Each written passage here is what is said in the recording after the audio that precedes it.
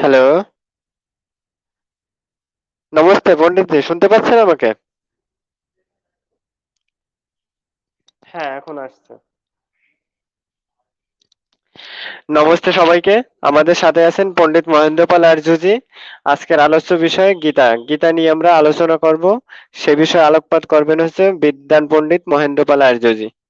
সবাইকে আমার নমস্তে। আচ্ছা পণ্ডিতজি, গীতা কোন গ্রন্থ থেকে সংকলন করা হয়েছে এ বিষয়ে আপনি একটু আলোচনা করুন আগে।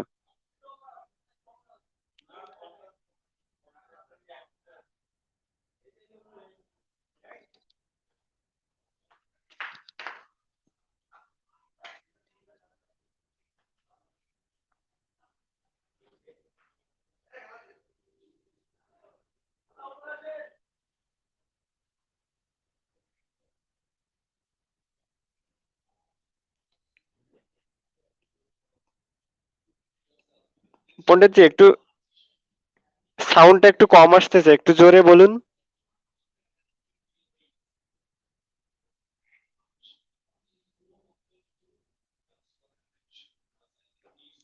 হ্যাঁ। তাতে প্রক্ষিপ্ত আছে যেগুলো বেদ অনুকূল, সেইগুলো যোগেশ্বর কৃষ্ণের উপদেশ। আর যেগুলো বেদ প্রতিকূল, সেটা কৃষ্ণের উপদেশ নয়। যেমন যেখানে যোগেশ্বর কৃষ্ণকে ঈশ্বর বলে বলা হয়েছে, সেটা যোগেশ্বর কৃষ্ণের উপদেশ নয়। তার কারণ যোগেশ্বর কৃষ্ণ তিনি ঈশ্বর ছিলেন না। ঈশ্বর ঈশ্বর অজন্মা। ঈশ্বর যা ঈশ্বর সেই যার নাকি জন্ম হয় না। তো যোগেশ্বর কৃষ্ণ জন্ম নিলেন, তা সত্ত্বেও তিনি ঈশ্বর হবেন কি করে?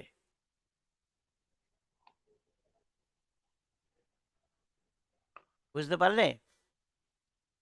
হ্যাঁ, বুঝলাম। আচ্ছা পণ্ডিতজি, গীতায় আহ, কত মানে কত পরিমাণ শ্লোক সংযোজন করা হতে পারে এ বিষয়ে তেমন কোনো ধারণা দিতে পারেন? কি পরিমাণ শ্লোক মানে বলছি, সংযোজন করা হয়েছে পরে? আমি বললাম তো গীতা যে বেদ অনুকূল যেটা সেটাই হলো মান্য, আর বেদ প্রতিকূল যেটা সেটা হলো অমান্য। এবারে যে পড়বে তাকেই বুঝতে হবে কোনটা বেদ অনুকূল আর কোনটা বেদ প্রতিকূল। আম, সেটা বুঝলাম, কিন্তু সাধারণ মানুষ তো আসলে এটা বুঝতে চায় না। সে বিষয়ে আরেকটা প্রশ্ন আছে আমার, পণ্ডিতজি, যে কৃষ্ণের যে বিশ্বরূপের যে বিষয়টা, এটাকে কি প্রক্ষিপ্ত বলা যায় নাকি? হ্যাঁ, এটা একেবারে প্রক্ষিপ্ত। কৃষ্ণ বিশ্বরূপ, বিশ্বরূপ কি করে হবে? কৃষ্ণ যে জন্ম নিচ্ছে মা বাবার অষ্টম নম্বর সন্তান হিসেবে, সে বিশ্বরূপ কি করে হয়? তাহলে কৃষ্ণকে ঈশ্বর বললে, বিশ্বরূপ বললে, তাহলে বাসুদেবকে কি বলতে হবে? ঈশ্বরের বাবা? যার মামা তার মানে আছে, বিশ্বরূপ যে দর্শনটা।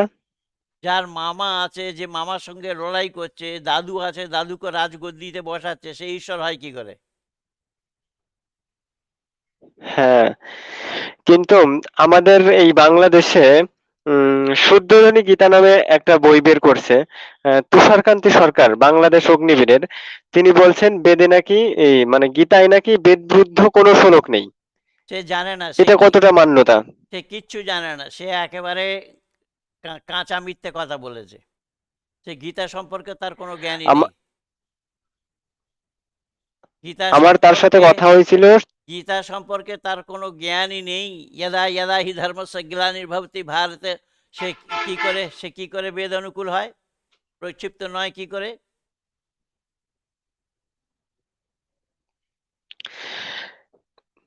তারপরে আরো প্রশ্ন আছে যে গীতা কৃষ্ণের মুখ নিঃসৃত বাণী, এটা কতটা যৌক্তিক বলা হবে? হ্যাঁ, তো কৃষ্ণর বাণী কৃষ্ণ বলেছে সেটা ঠিক। কৃষ্ণর উপদেশ, বাণী বলতে গেলে শ্রীকৃষ্ণের উপদেশ। তো শ্রীকৃষ্ণ উপদেশ দিয়েছেন কখন? তিনি যখন সন্দীপনের আশ্রম থেকে বেদ বিদ্যায় পারঙ্গত হয়ে পড়ে এসেছেন, তারপরেই তো উপদেশ দিয়েছেন। তো কৃষ্ণ বেদ বিরুদ্ধ কোনো কথা বলতেই পারে না। এগুলো সব, হ্যাঁ, তা তো অবশ্যই, কারণ হ্যাঁ, এগুলো মেলানো হয়েছে, এগুলো প্রক্ষিপ্ত, একে বলা হয়েছে। ওই জন্য ঋষি দয়ানন্দ এই বিষয়ে বলেছেন, वेद अनुकूल को मानता हूं, वेद प्रतिकूल को नहीं मानता। अर्थात वेद अनुकूल के मानी, वेद प्रतिकूल के मानी ना।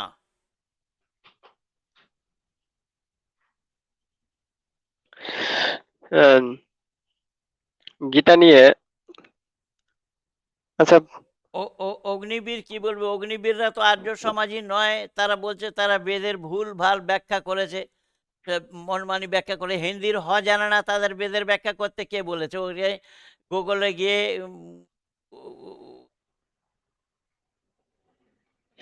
সে বিষয়ে না যাই, মানে আমি আর কি মানে শুদ্ধোধনী গীতা আর কি একটা ভাষ্য করছে তুষারকান্তি সরকার নামে এক ব্যক্তি, তাকে আমি জিজ্ঞেস করছিলাম যে গীতায় কি কোনো প্রক্ষিপ্ত শ্লোক আছে বা বেদ বিরোধী কোনো শ্লোক আছে? হ্যাঁ, সে আমাকে সোজা বলে দিছে যে গীতায় বেদ বিরোধী কোনো শ্লোক নেই। আমি বলছি আপনি কি নিশ্চিত? সে বলছে কি যে হ্যাঁ আমি নিশ্চিত। সে এই জানে না কারণে আপনার গীতা। সাথে আমার এই গীতা নিয়ে আলোচনা করার কারণ। না, গীতা সম্পর্কে তার কোনো জ্ঞান নেই। বেদ বিরুদ্ধ যেগুলো যেগুলো ওখানে যোগেশ্বর কৃষ্ণ যেখানে নিজেকে ঈশ্বর রূপ ধারণ করছে, বলছে বিরাট রূপ ধারণ করেছে, সে বেদ সম্মত কি হ্যাঁ, করে হয়? বেদ সম্মত কি করে হয় সেটা? সেইটাই তো বেদ বিরুদ্ধ। হ্যাঁ, বুঝতে পারছি। আচ্ছা পণ্ডিতজি, মহর্ষি দয়ানন্দজির গীতা সম্পর্কে মানে কি অভিমত ছিল? এটা এটা এটা যদি একটু বলতেন। গীতা সম্পর্কে তো ঋষি দয়ানন্দ বলেছে গীতা আমাদের দর্শন শাস্ত্র। তো গীতা আমাদের দর্শন শাস্ত্র, সেই জন্য গীতা যেগুলো বেদ অনুকূল সেইগুলোকে মানতে হবে, আর যে বেদ প্রতিকূল সেগুলোকে ছেড়ে দিতে হবে। আহ, পণ্ডিতজি আপনি বলতে পারবেন যে গীতার প্রথম মানে ভাষ্যটা কে করেছিল বা সংকলন, মানে মহাভারত থেকে যে সংকলনটা করেছিল এটা কে করেছিল প্রথম? এখানে গীতার সম্পর্কে তো বেদ ব্যাসের নাম আছে, বেদ ব্যাস করেছে বলছে। গীতা তো বেদব্যাস করেনি মনে হয়, মহাভারত বেদব্যাস করেছে শুনেছি, মানে গীতা তো পরে মনে হয় টিকা টিকা আলাদা করা হয়েছে। টিকা টিকা লিখেছে তো ওরা।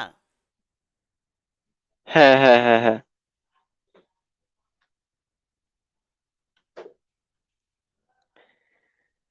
এ আচ্ছা পণ্ডিত আরেকটা বিশুদ্ধ বিশুদ্ধ গীতা আর্য সমাজীদের কাছে আছে। তোমার কাছে না থাকলে আমি পাঠিয়ে দেবো। শুধু গীতা দেখলে।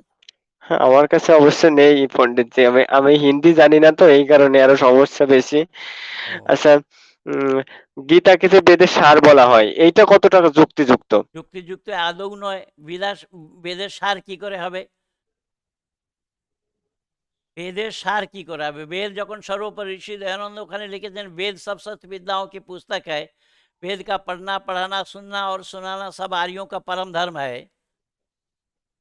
যে বেদ সমস্ত সত্য বিদ্যার পুস্তক, বেদ পড়া পড়ানো শোনা এবং শোনানো সমস্ত আর্যদের পরম ধর্ম, সেখানে তো গীতার কথা বলা হয়নি।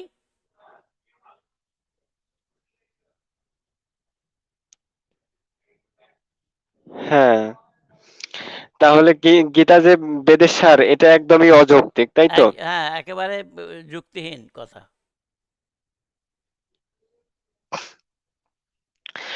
বর্তমানে কিছু লোক আবার বলে থাকে যে গীতা নাকি প্রধান ধর্মগ্রন্থ। আর কিছু লোক কে কি বলছে তার পিছনে কাকে কান নিয়ে গেছে, তুমি কাকের পিছনে যাবে? মানে সমাজের অধিকাংশ লোকই বলে থাকে। হ্যাঁ, অধিকাংশ লোক বুঝছেন? বলুক না, অধিকাংশ লোক বলুক না। শুয়োর কটা বাচ্চা দেয় আর গাই কটা বাচ্চা দেয়? হ্যাঁ, তাও কথা। তাহলে আম, আচ্ছা,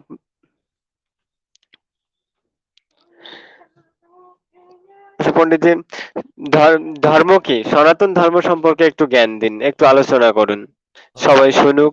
ধর্ম ধর্ম একটাই, সত্য সনাতন বৈদিক ধর্ম একটাই ধর্ম, যেটা শাশ্বত, যেটা ঈশ্বর প্রদত্ত ধর্ম, ঈশ্বর প্রদত্ত। আমার এই নিয়ে তো সবই কাজ। তো আমার সমস্ত ইউটিউবে দেখতে পারো, সব চ্যানেলে, আমার চ্যানেলে গিয়ে এর উপরেই তো সবই কাজ আমার হ্যাঁ, লেখা। আমি তো কিন্তু দেখি। দুর্ভাগ্য এই যে তোমরা হিন্দি পড়তে জানো না, এই হলো দুর্ভাগ্য। হ্যাঁ, এটাই সমস্যা। তো হিন্দি না জানলে কি করে হবে? হিন্দিতে তো সব কাজ। তোমরা ভিডিও শোনো, কিন্তু ভিডিওতে, হিন্দিতে ভিডিও শোনো, হিন্দিতে কি বলা হয়েছে সেটা জানার বোঝার ক্ষমতা আছে কি?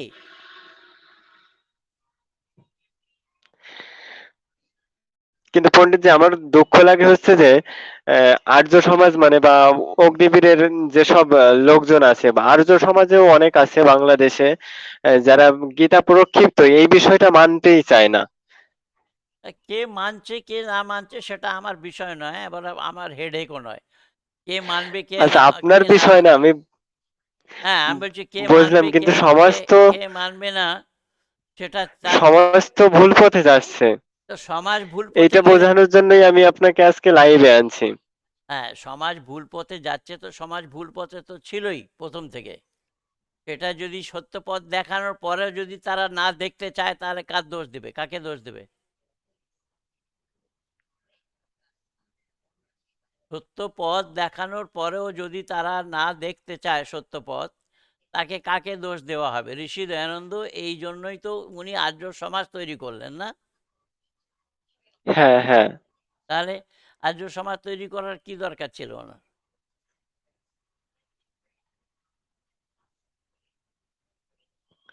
পণ্ডিতজি, কথাগুলো স্পষ্ট আসতেছে না। আর তো এখন কোথায় সিস্টেমের গন্ডগোল হবে।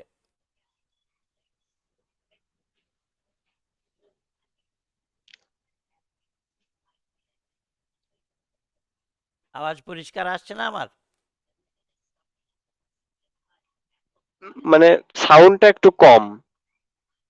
একজন কমেন্ট করে বলছে যে মানে একটু কম শোনা যাচ্ছে বা ঠিক মতো চলতেছে না, এমন আর কি।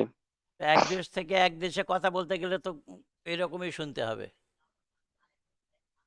তারপর তা এখন তো অবশ্যই পণ্ডিতজি। আহ, বর্ষার সময় লাইনের গড়বড় আছে।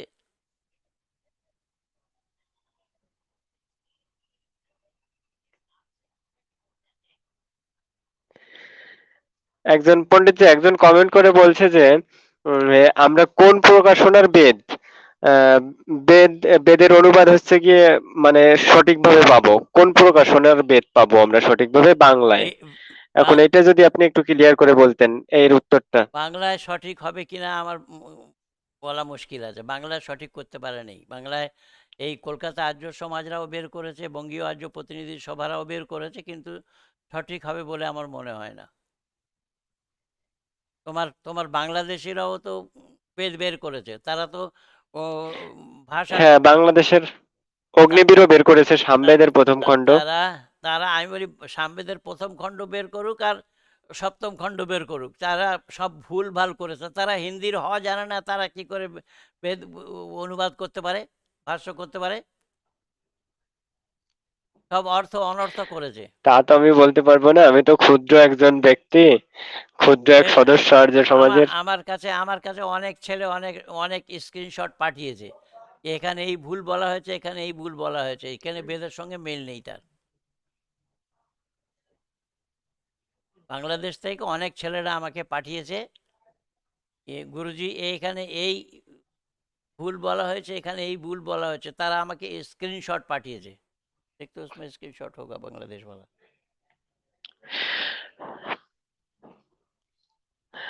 আশা করি গুরুজি একটা বিষয় ক্লিয়ার করুন। সেটা হচ্ছে আহ, মানে একটু আলাদা ধরনের, মানে কালচারাল সমাজের যে ইটা আছে যে মৃত্যুর পর হচ্ছে গিয়ে বুকে গীতা দেওয়া বা মৃত্যুর পর সেই মৃতদেহের কানে গিয়ে হচ্ছে গিয়ে গীতা পড়ে শোনানো, এসব এসব কি, এসব এসব কেমন কি?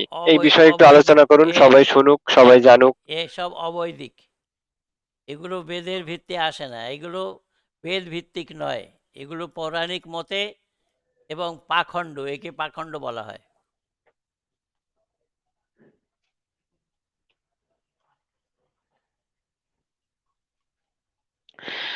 আচ্ছা গুরুজি, হ্যাঁ, এই ধর্মের ধর্মের লক্ষণ সমূহ ধর্মে তো এই 10টা লক্ষণ দেবাশিস দেবনাথ নামে একজন কমেন্ট করেছে। হ্যাঁ, উনি বলছেন যে আমরা আমি বেদ আমরা কিভাবে জানতে আহ্বান করতে পারবো? আমরা কিভাবে আহরণ করতে পারবো, আমরা কিভাবে বেদের বেদের জ্ঞান আহরণ করতে পারবো? বেদের জ্ঞান আহরণ করতে পারবো? তো বেদের জ্ঞান আহরণ করতে গেলে প্রথমে বাংলায় বেদ হয়নি সঠিক। বেদের জ্ঞান করতে গেলে হিন্দি শিখতে হবে, হিন্দি না জানলে বেদ পড়া যাবে না। কারণ বাংলার সঠিক বেদ ভাষ্য হয়নি, কারোর কাছ থেকে হয়নি, সে পশ্চিমবঙ্গে হোক আর পূর্ববঙ্গে হোক।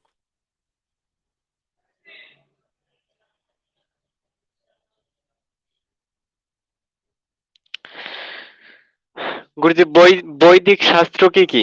এটা যদি একটু ক্লিয়ার করতেন সবার আর কি উপকার হতো, সবাই বৈদিক জানতে পারতো আর কি। এই বৈ- প্রশ্নটাও অনেকে করে থাকে। বৈদিক শাস্ত্র বলতে গেলে বেদ অনুকূল, বেদ সম্মত যেসব কথা সেইগুলোকে মানা, সেইগুলোর আচরণ করা, সেইগুলোকে নিজের জীবনে আয়ত্ত করা, এই হলো বৈদিক ধর্ম, বৈদিক শাস্ত্র। হ্যাঁ, যেমন উম, বৈদিক শাস্ত্র যেমন মনে করেন চার বেদ, তারপরে হচ্ছে ষড়বেদাঙ্গ, ষড়দর্শন, এগুলোই তো বৈদিক শাস্ত্র, তাই না? হ্যাঁ, 11টি 1132টি শাখা আছে মোট। হ্যাঁ, বেদের সব মিলিয়ে 1132টি শাখা আছে। বেদাঙ্গ, এই দর্শন, শাখাগুলো। দর্শন, উপনিষদ, আর এই শাস্ত্র, সব সব মিলিয়ে। এবার আপনি একটু, আরেকজন কমেন্ট করেছে, বেদ অধ্যয়ন প্রকাশনী, অর্থাৎ বেদ অধ্যয়ন প্রকাশনী থেকে ঋগ্বেদ প্রথম খণ্ড বের করছে। এটা হচ্ছে কেমন, সেটা জানতে চাইছে সে, সে কেমন সম্ভবত। কেমন হচ্ছে আমি না দেখে কি করে বলবো, কিন্তু বাংলায় যা করেছে বাংলায় কোনোদিন সঠিক করতে পারবে না। তার কারণ যারা হিন্দি জানে না তারা বাংলায় করবে কি করে? তারা গুগলে গিয়ে ভাষা ট্রান্সফার করে করবে, কিন্তু গুগলের ভাষা ঠিক হবে না। ওনারা ওনারা নাকি হিন্দি শিখেছে, হিন্দি অনুবাদ, মানে হিন্দি শিখে হিন্দি ভাষায় তারপরে হচ্ছে কি অনুবাদ করেছে, এমন বলে থাকে। আর বেদটা অবশ্য মহর্ষি দয়ানন্দ সরস্বতীর ভাষ্য এমন ভাবেই চলতেছে বা চালাচ্ছে। জানি আমার না, কাছে আছে অবশ্য। জানি না কে কি করেছে না করে, আমার দেখা নেই, না দেখলে আমি বলতে পারবো না কতটা ভুল আছে কতটা ঠিক আছে। হ্যাঁ, আমি চেষ্টা করবো আপনাকে দেখানোর বা ছবি দেওয়ার। তারপরে একজন কমেন্ট করেছে গুরু ব্রহ্ম। গুরু আমি ব্রহ্ম কি করে আসলে হয়? বুঝতে পারলাম না গুরু বিষয়টা কি। গুরু যদি ব্রহ্ম হয়, তাহলে সে গুরু একটা মাছির ঠ্যাং তৈরি করতে পারে? ব্রহ্ম তো যে সে নাকি সৃষ্টিকর্তা, তো গুরু ব্রহ্ম যদি হয় তাহলে সে একটা মাছির ঠ্যাং তৈরি করতে পারবে গুরু? করিয়ে দেখাও দেখি গুরুকে, গুরুর দ্বারায় একটা মাছির ঠ্যাং, মাছির।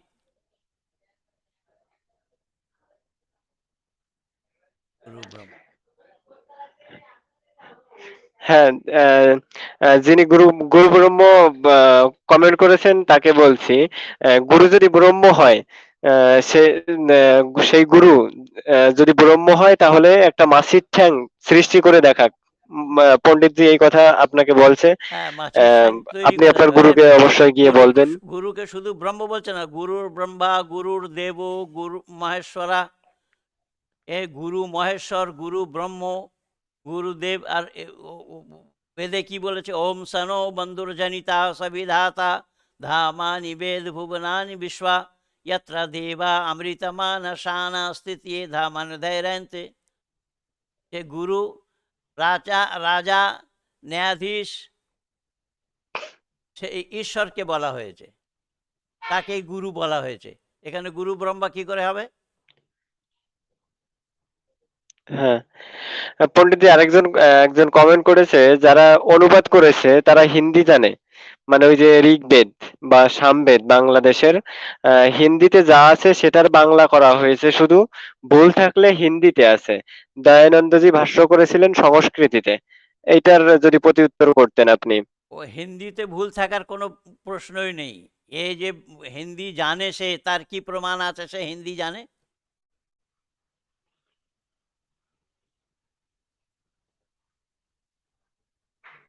তাকে জিজ্ঞেস করো ছন্দবের কথা অর্থ হয়,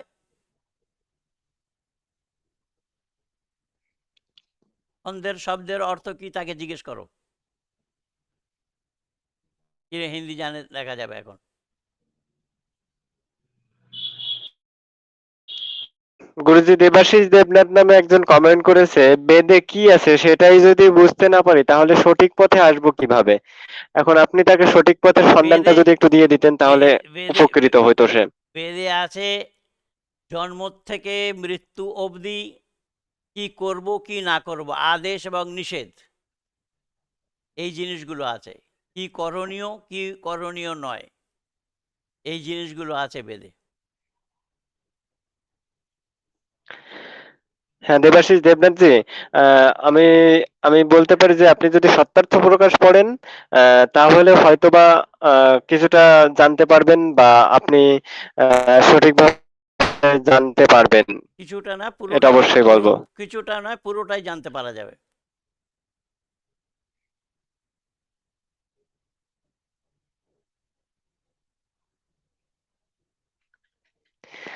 পণ্ডিতজি, আমাদের আজকের বিষয় ছিল হচ্ছে গীতা প্রক্ষিপ্ত কি প্রক্ষিপ্ত না, সে বিষয়ে তো কথা হয়েছে অবশ্যই। হ্যাঁ, গীতা লোকজন বললাম, শুনেছেও একটা যে গীতা প্রক্ষিপ্ত। একটা একটা জিনিস মাথায় রাখবে, গীতা প্রক্ষিপ্ত কি প্রক্ষিপ্ত নয়, এটার জন্য একটা কষ্টি পাথর মাত্র, যে বেদ অনুকূল যদি হয় তাহলে সেটা মানার যোগ্য, আর বেদ প্রতিকূল যদি হয় সেটা প্রক্ষিপ্ত। বাস। হ্যাঁ, হ্যাঁ, দর্শক এবং শ্রোতাবিন্দু, এটা অবশ্য খেয়াল রাখবেন যে পণ্ডিতজির কথাটা, গীতার যে বিষয়গুলো বেদের অনুকূলে সেইটা মানা যাবে, কিন্তু যদি বেদের প্রতিকূলে যায় সেটা অবশ্যই মানা যাবে না। হ্যাঁ, যেখানে ঈশ্বর বলে বলছে আরেকজন কমেন্ট কৃষ্ণ, করেছে। যেখানে কৃষ্ণ নিজেকে ঈশ্বর বলে বলছে সেটা কোনোদিনই মানা যাবে না। যেখানে বিরাট রূপ দেখিয়েছে সেটা কোনোদিন মানা যাবে না। এসব অবান্তর জিনিস। গীতাতে যদি কৃষ্ণ যদি বিরাট রূপ দেখালো, তাহলে রামকৃষ্ণ পরমহংসদেব কিসের রূপ দেখালো কালীর? আহ, শুদ্ধোধনী গীতার সম্পাদক তুষারকান্তি সরকার দাদা যদি লাইভটা দেখে থাকেন বা কখনোই লাইভটা দেখেন, আমি অবশ্যই এই বিষয়টা আপনাকে দেখতে বলবো বা শুনে রাখবেন যে পণ্ডিত মহেন্দ্রপাল জি কি বলছেন, যে গীতায় বেদ বিরোধী শ্লোক আছে কি বা আছে না, এটা অবশ্যই আপনি একটু খেয়াল করে শুনবেন যদি আপনি দেখে থাকেন শুদ্ধোধনী গীতার সম্পাদক তুষারকান্তি দা। আপনি আমাকে সেদিন বলেছিলেন যে গীতা প্রক্ষিপ্ত না, গীতায় বেদ বিরোধী কোনো শ্লোক নেই। এই গীতা সম্পর্কে তার কোনো জ্ঞানই নেই। গীতা সম্পর্কে তার যদি জ্ঞান থাকতো তাহলে এই কথা বলতো না। তুষারকান্তি হোক আর ধূসরকান্তি হোক, কান্তি হোক চাই ক্রান্তি হোক, যে বেদ অনুকূলটাকে মেনে বেদ প্রতিকূলটাকেও মানে, সে কি করে জানে যে বেদে কি আছে? সে কি করে জানতে পারবে? আচ্ছা, গুরুজি, এমনটা কি হতে পারে যে কৃষ্ণ যেখানে যেখানে নিজেকে ঈশ্বর বলছে, এইটা শঙ্করাচার্য এই শ্লোকগুলো ঢুকিয়েছে তার অদ্বৈতবাদের মত প্রতিষ্ঠা করার জন্য, হ্যাঁ, এমনটা কি সে হতে পারে? হতে পারে, সেটা আমি মোহর লাগাবো না। হতে পারে, তার টিকা লিখেছে তো সেটা হতে পারে। কিন্তু ব্যাপার হলো, কৃষ্ণ যে হ্যাঁ, আমিও সেটাই বলতেছি। হ্যাঁ, কৃষ্ণ যে ঈশ্বর নয়, সেটার প্রমাণ হলো এই, যে কৃষ্ণ মা বাবার ঘরে অষ্টম নম্বর সন্তান রূপে জন্ম নিচ্ছে। তো ঈশ্বর যে অজন্মা, আর যে জন্ম নেয় সে ঈশ্বর হয় কি করে? ঈশ্বর হ্যাঁ, যিনি, কিন্তু এই কথা বললে হ্যাঁ, এই কথা বললে এই কথা বললে লোকজন হচ্ছে ওই যে সেই গীতার রেফারেন্স টেনে আনে, যে কৃষ্ণ বলছে আমার শরণাপন্ন হও, বিশ্বরূপ দেখাইছে, এই সব কথা টেনে আনে, এই কারণেই তো সমস্যাটা হয়। এসব মিথ্যে কথা, আর এসব ভাঁওতা কথা। গীতা কোনোদিন, কৃষ্ণ কোনোদিন এ কথা বলতেই পারে না। কৃষ্ণ নিজেকে ঈশ্বর বলে বলেনি কোনো জায়গায়। এই সব মেলানো যেগুলো কৃষ্ণ, কিন্তু কিন্তু যারা যেখানে কৃষ্ণকে যারা ঈশ্বর হচ্ছে গীতা দেখাচ্ছে। পড়ে বা যারা গীতার ভক্ত, হুম। বিশেষ করে ইস্কন বা বৈষ্ণব সম্প্রদায়, তারা তো কৃষ্ণকে ঈশ্বর বলে মানে। আর এই যে এই কথা, এই ঈশ্বর অজন্মা, তারা বেদ মানবে না, ঈশ্বর অজন্মা এটা মানবে না, ঈশ্বর অকায়ম, ঈশ্বর শরীর রহিত, এইসব বেদ মন্ত্র মানবে না, তারা শুধু হ্যাঁ, তো বলবে যে এসকন, গীতায় শ্রীকৃষ্ণ বলছে যে আমি ঈশ্বর। তারা শুধু এইটাই মানবে। না, ঈশ্বর বললে হবে না, তো তার প্রমাণ দিতে হবে। তো ঈশ্বর কি যেটা জানার জন্য আমি ইসকনওয়ালাদের সঙ্গে অনেক ডিবেট করেছি। আমি তো বেলজিয়ামে ছিলাম, সেখানে বেলজিয়ামে গিয়ে সেখানেও ধরেছি, সেখানে বেলজিয়ামে হরে কৃষ্ণ আমি বলবি কৃষ্ণ তোমাদের আগে বলছো রামের যুগ আগে ছিল না কৃষ্ণের যুগ আগে ছিল, বলে রামের যুগ আগে ছিল, মানে তাহলে তোমরা কৃষ্ণটাকে আগে করলে কি করে? এরই উত্তর দিতে পারেনি, তো কৃষ্ণকে ঈশ্বর কি বলবে?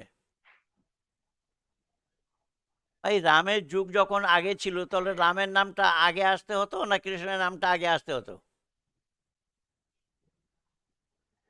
গুরুজি আরেকটা প্রশ্ন আসছে এবারে যে এবারে এবারে দেখো, দয়ানন্দ সরস্বতী কি গীতা মানতেন? হ্যাঁ নিশ্চয়ই, বললাম তো গীতা যেগুলো বেদ অনুকূল কা মানা, বেদ প্রতিকূলকে না মানা, এ তো ঋষি দয়ানন্দর উক্তি।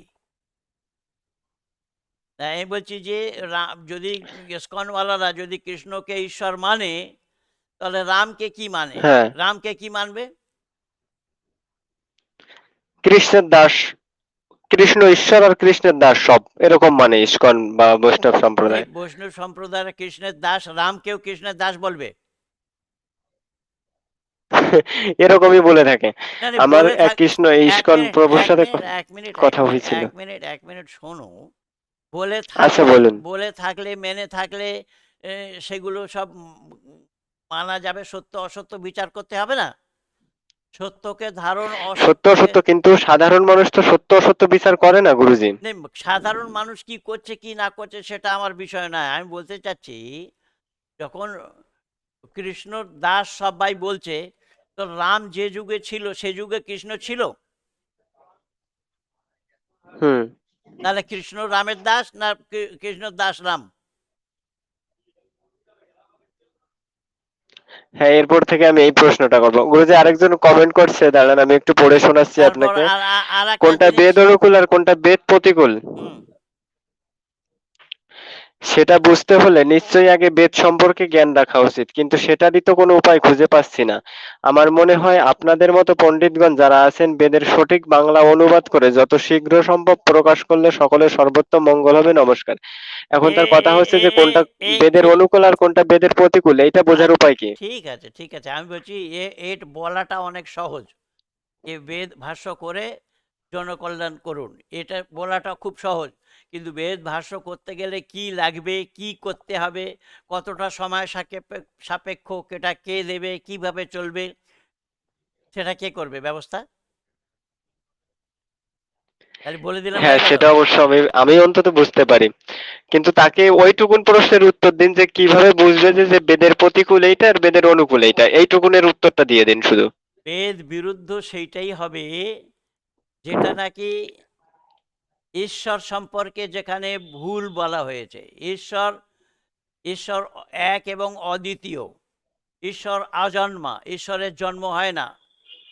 ঈশ্বরের ভেতরে তিনটে গুণ থাকে, সত্য, চিত্ত এবং আনন্দ স্বরূপ।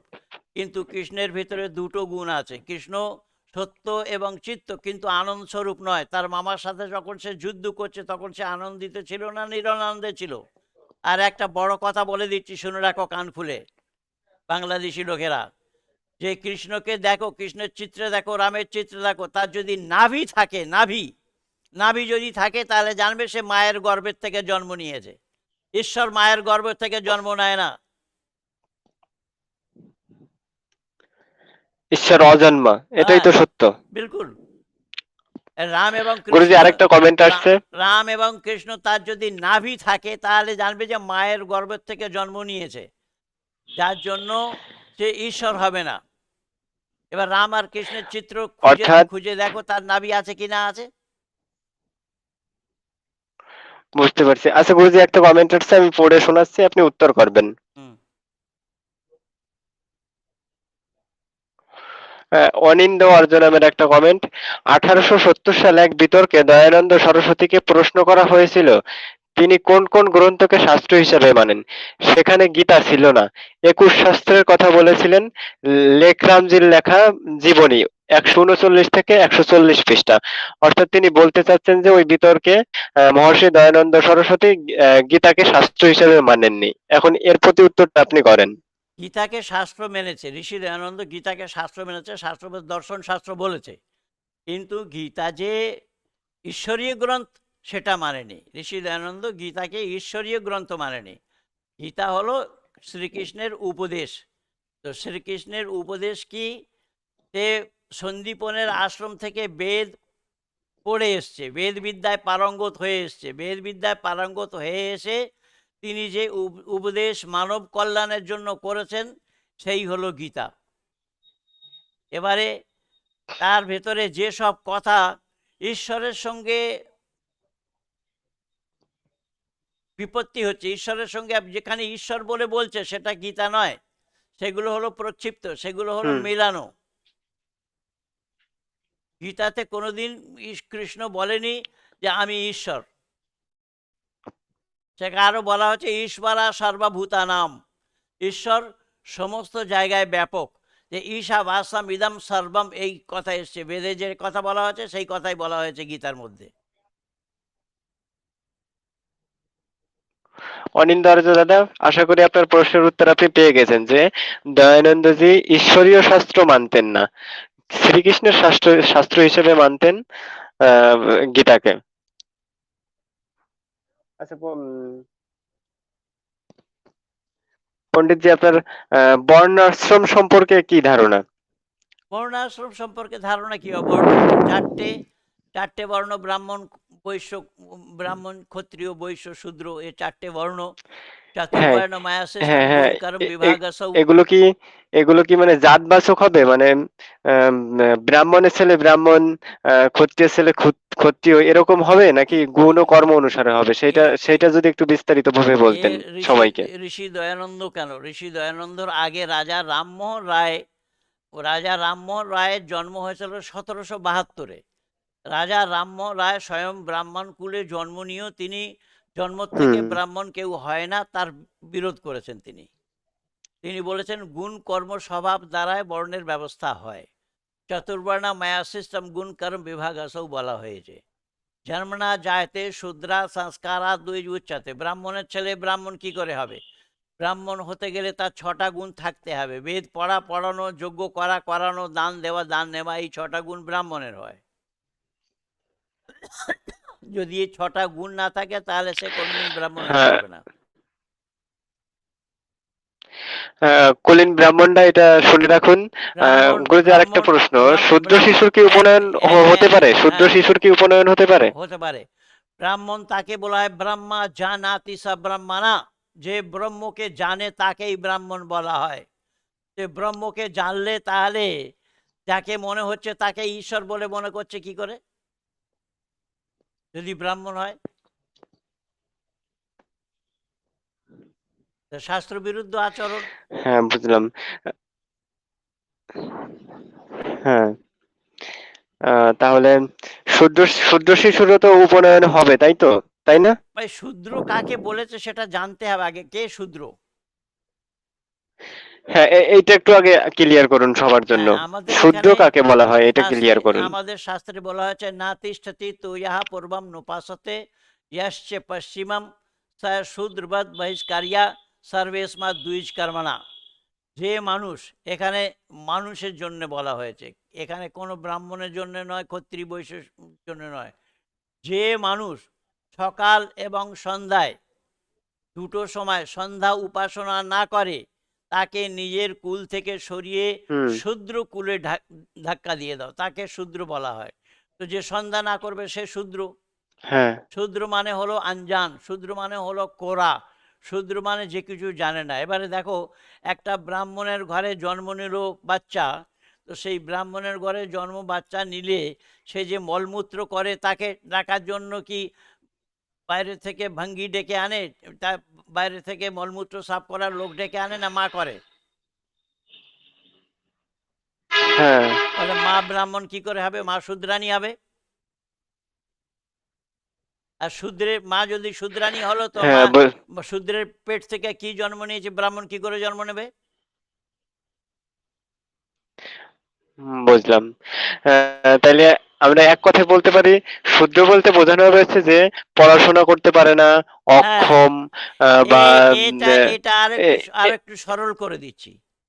ব্রাহ্মণ যে বেদ পড়ে, পড়ায়, যজ্ঞ করে, করায়, জ্ঞান দেয়, দান দেয়, দান নেয়, এই 6টা গুণ হলো ব্রাহ্মণের। যে রক্ষার কাজ করে সে হলো ক্ষত্রিয়, যে ব্যবসা করে সে হলো বৈশ্য। এবারে এত প্রয়াস করার পরে যে শিখলো না, কোনোটাই শিখলো না, এই তিনটের মধ্যে কোনোটাই শিখলো না, সে হলো শূদ্র। শূদ্র মানে হলো আনজান, কোরা, যে হুম, জানে না, তাকে জানকারি করাতে হয়। ওই জন্য বুঝতে পারছি। ওই জন্য শাস্ত্রে হ্যাঁ, বলা হয়েছে, এবার মনে হয় সবাই ক্লিয়ার হবে। হ্যাঁ, জন্মনা জায়তে শূদ্রা সংস্কারা দুই উচ্চতে। জন্ম থেকে সবই শূদ্র জন্ম নেয়, সংস্কার থেকে দুই হয়। জন্ম থেকে কেউ ব্রাহ্মণ জন্ম নেয় না। এ তো এর প্রমাণ তো আমি তোমাদের সামনে উপস্থিত রয়েছি না, আমাকে আজ লোকে পণ্ডিত বলছে না, বলছে না? পণ্ডিত বলছে, অবশ্যই বলছে। তাহলে কি করে পণ্ডিত হলো? এই ব্রাহ্মণের সন্তান আমি? না, না। তাহলে এ, আমি অবশ্য তো জানি, কিন্তু আপনি আপনার পরিচয়টা দিন আগে।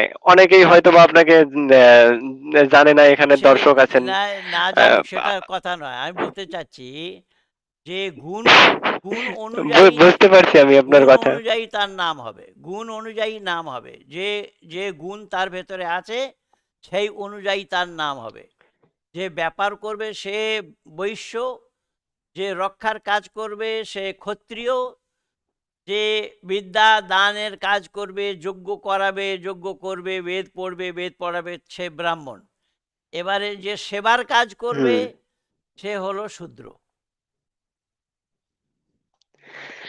আচ্ছা, পণ্ডিতজি, আমরা আচার্য কাদের বলতে পারি? আচার্য যে বেদ বিদ্যায় পারঙ্গত হয়েছে তাকে আচার্য বলা যায়। একদম সম্পূর্ণ বেদবিদ্যায় পারদর্শী হওয়া লাগবে? হ্যাঁ, সে বেদ বিদ্যায় পারঙ্গত এবং সেই বেদ নিয়ে চর্চা করে, বেদ জানে, বেদ শোনায়, বেদ পড়ে, মানুষের বেদ উপদেশ দেয়, আদি আদি, তাকে আচার্য বলা যাবে। হ্যাঁ। আচ্ছা, দেবতা সম্পর্কে যদি একটু বলতেন, যে এই যে যে প্রচলিত দেবদেবী মানে দুর্গা, কালী, ইত্যাদি ইত্যাদি আছে, এরাই কি দেবতা, নাকি বৈদিক দেবতাদের অন্য কোনো আছে? দেবতা তো এই হবে, বিষয়ে যদি একটু দেব আলোকপাত দেবতা করতেন। তো হবে, কিন্তু দেবতা, এই দুর্গাকে যদি দেবতা মানে তো আমার আপত্তি নেই, মানুক। হ্যাঁ। কিন্তু দুর্গার ভেতরে জিনিসটা কি আছে সেটা দেখা, বিচার করা দরকার। দুর্গার 10টা হাত। কটা হাত? হুম। দুর্গার কটা হাত বলো তাড়াতাড়ি। 10টা হাত। 10টা হাত। 10টা হাত। আমি আমি আবার ভাবছি তোমার বাংলাদেশে দুর্গার 10টা হাত বানায় কিনা, তাই জিজ্ঞেস করলাম। অনেক জায়গায় দুর্গার 8টা হাত বানায় না? কিন্তু বঙ্কিমচন্দ্র চট্টোপাধ্যায় বলেছেন, মা দুর্গা তুমি 10 হাত ধারিণী। হুম। তো মা দুর্গার 10টা হাত দেখো, এখানে দেখো কিভাবে মিল হচ্ছে। 2টো হাত ব্রাহ্মণের, 2টো হাত ক্ষত্রিয়ের, 2টো হাত বৈশ্যের, 2টো হাত শূদ্রের, আর 2টো হাত মেয়েদের। কটা হলো?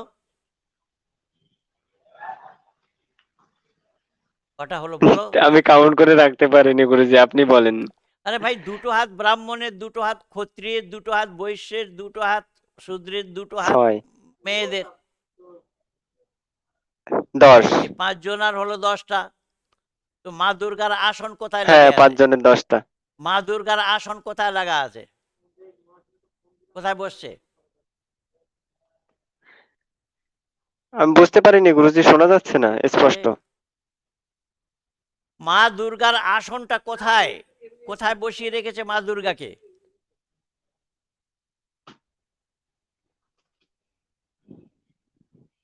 তোমার তো, হ্যালো। মা দুর্গাকে কোথায় বসিয়ে রেখেছে জিজ্ঞেস করছি আমি। ও, মা দুর্গাকে ওই বাঁশের বাঁশের উপরে। বাঁশের উপরে না, সিংহের উপরে। ও, সিংহের উপরে, আসন সিংহের উপরে। তুমি এত বাহন বাহন। এত এত এত স্লো কেন তুমি? স্পষ্ট শোনা যাচ্ছে না গুরুজি। মা দুর্গার আসন আছে লায়নের উপরে, সিংহের উপরে। সিংহ সিংহ। হ্যাঁ, তো সিংহ হলো পশুর হ্যাঁ। রাজা। সিংহ হলো পশুর রাজা। মা হুম দুর্গা বলছে যে সিংহ পশুর হুম রাজা, সে শক্তিশালী, তার চাইতে অনেক শক্তি আমার কাছে আছে, তবেই আমার আসন সিংহের উপরে বসেছে। কিন্তু তার সন্তানরা কি করছে? তার সন্তানরা বলছে আমি ব্রাহ্মণ, আমি বড়, আমি উঁচু, ও ক্ষত্রিয়, ও বৈশ্য, ও শূদ্র, ওরা নিচে। এ তো শরীরের অঙ্গটা কেটে কেটে বরবাদ করে দিচ্ছে, তো এদের কাছে শক্তি হুম থাকবে কোথায়? মা দুর্গার কাছ থেকে যে জ্ঞান নেওয়া ছিল সেই জ্ঞান নিয়েছে কি? আর মা দুর্গাকে 10 দিন চিল্লে চিল্লে মা মা মা মা করে চিল্লাচ্ছে আর জলে ডুবোচ্ছে। এরা তো নিজের মায়ের হত্যাকারী হিন্দুরা। হ্যাঁ হ্যাঁ হ্যাঁ, এই বিষয়টা অবশ্যই। আহ তাইলে দেবতা আমরা দেবতা গুরুজি দেবতা আহ, তাকে বলা একজন হয়েছে যে দেয়, তার নাম দেবতা। যে দেয় তার নাম হচ্ছে দেবতা। হ্যাঁ, তো দেবতার এখন এই মধ্যে পাঁচটি জড় দেবতা, পাঁচটি চেতন দেবতা। তো চেতন দেবতার মধ্যে ক্লিয়ার করুন নামগুলো একটু যদি বলে দেন।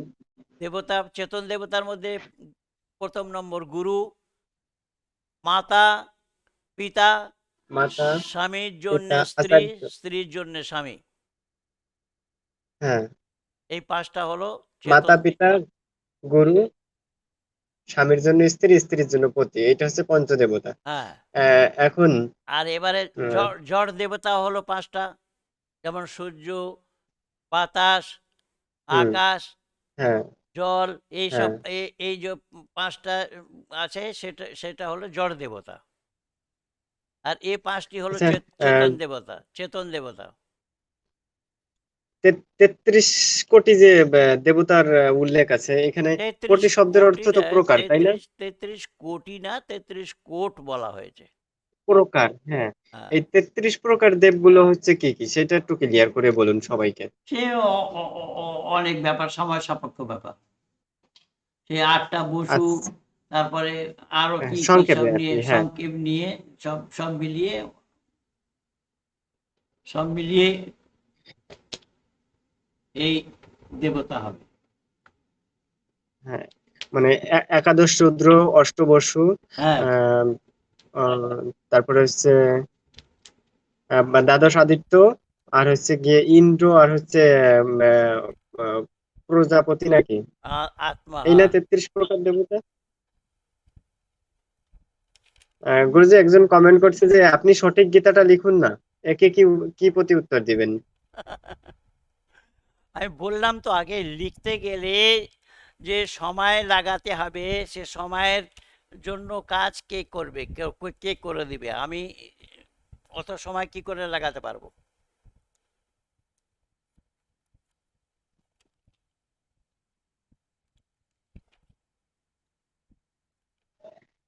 এনবি বিশ্বজিৎ রয় বলেছেন যে যজুর্বেদের 40:2 একটা মন্ত্র বলেছে, পরমেশ্বর আজ্ঞা দিতেছেন, হে মানুষ, শত বৎসর অর্থাৎ আজীবন কর্ম করিতে করিতে জীবন ধারণের ইচ্ছা করিবে, কখনো অলস হইবে না। হ্যাঁ। অবশ্যই ধন্যবাদ এবং নমস্তে এনবি বিশ্বজিৎ রয় আপনাকে। আরেকজন কমেন্ট করেছে সব্যসাচী পাত্র নামে। হুম। সে অবশ্য, আমি তার চরিত্র আগে থেকেই জানি, সে একদম গীতা ভক্ত। সে বিশ্বাস করে যে গীতায় কোনো প্রক্ষিপ্ততা নেই।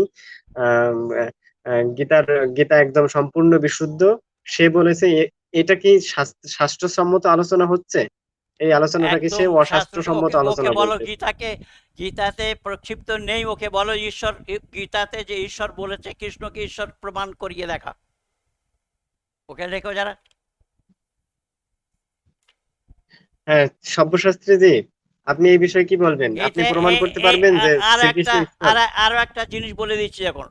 ঈশ্বরকে আমরা কি বলি? তুমিব মাতা চ পিতা, তুমিব বন্ধুশ্চ সখা, তুমিব বিদ্যা দ্রবিণম, তুমিব সর্বম মম দেব দেবা, বলি তো?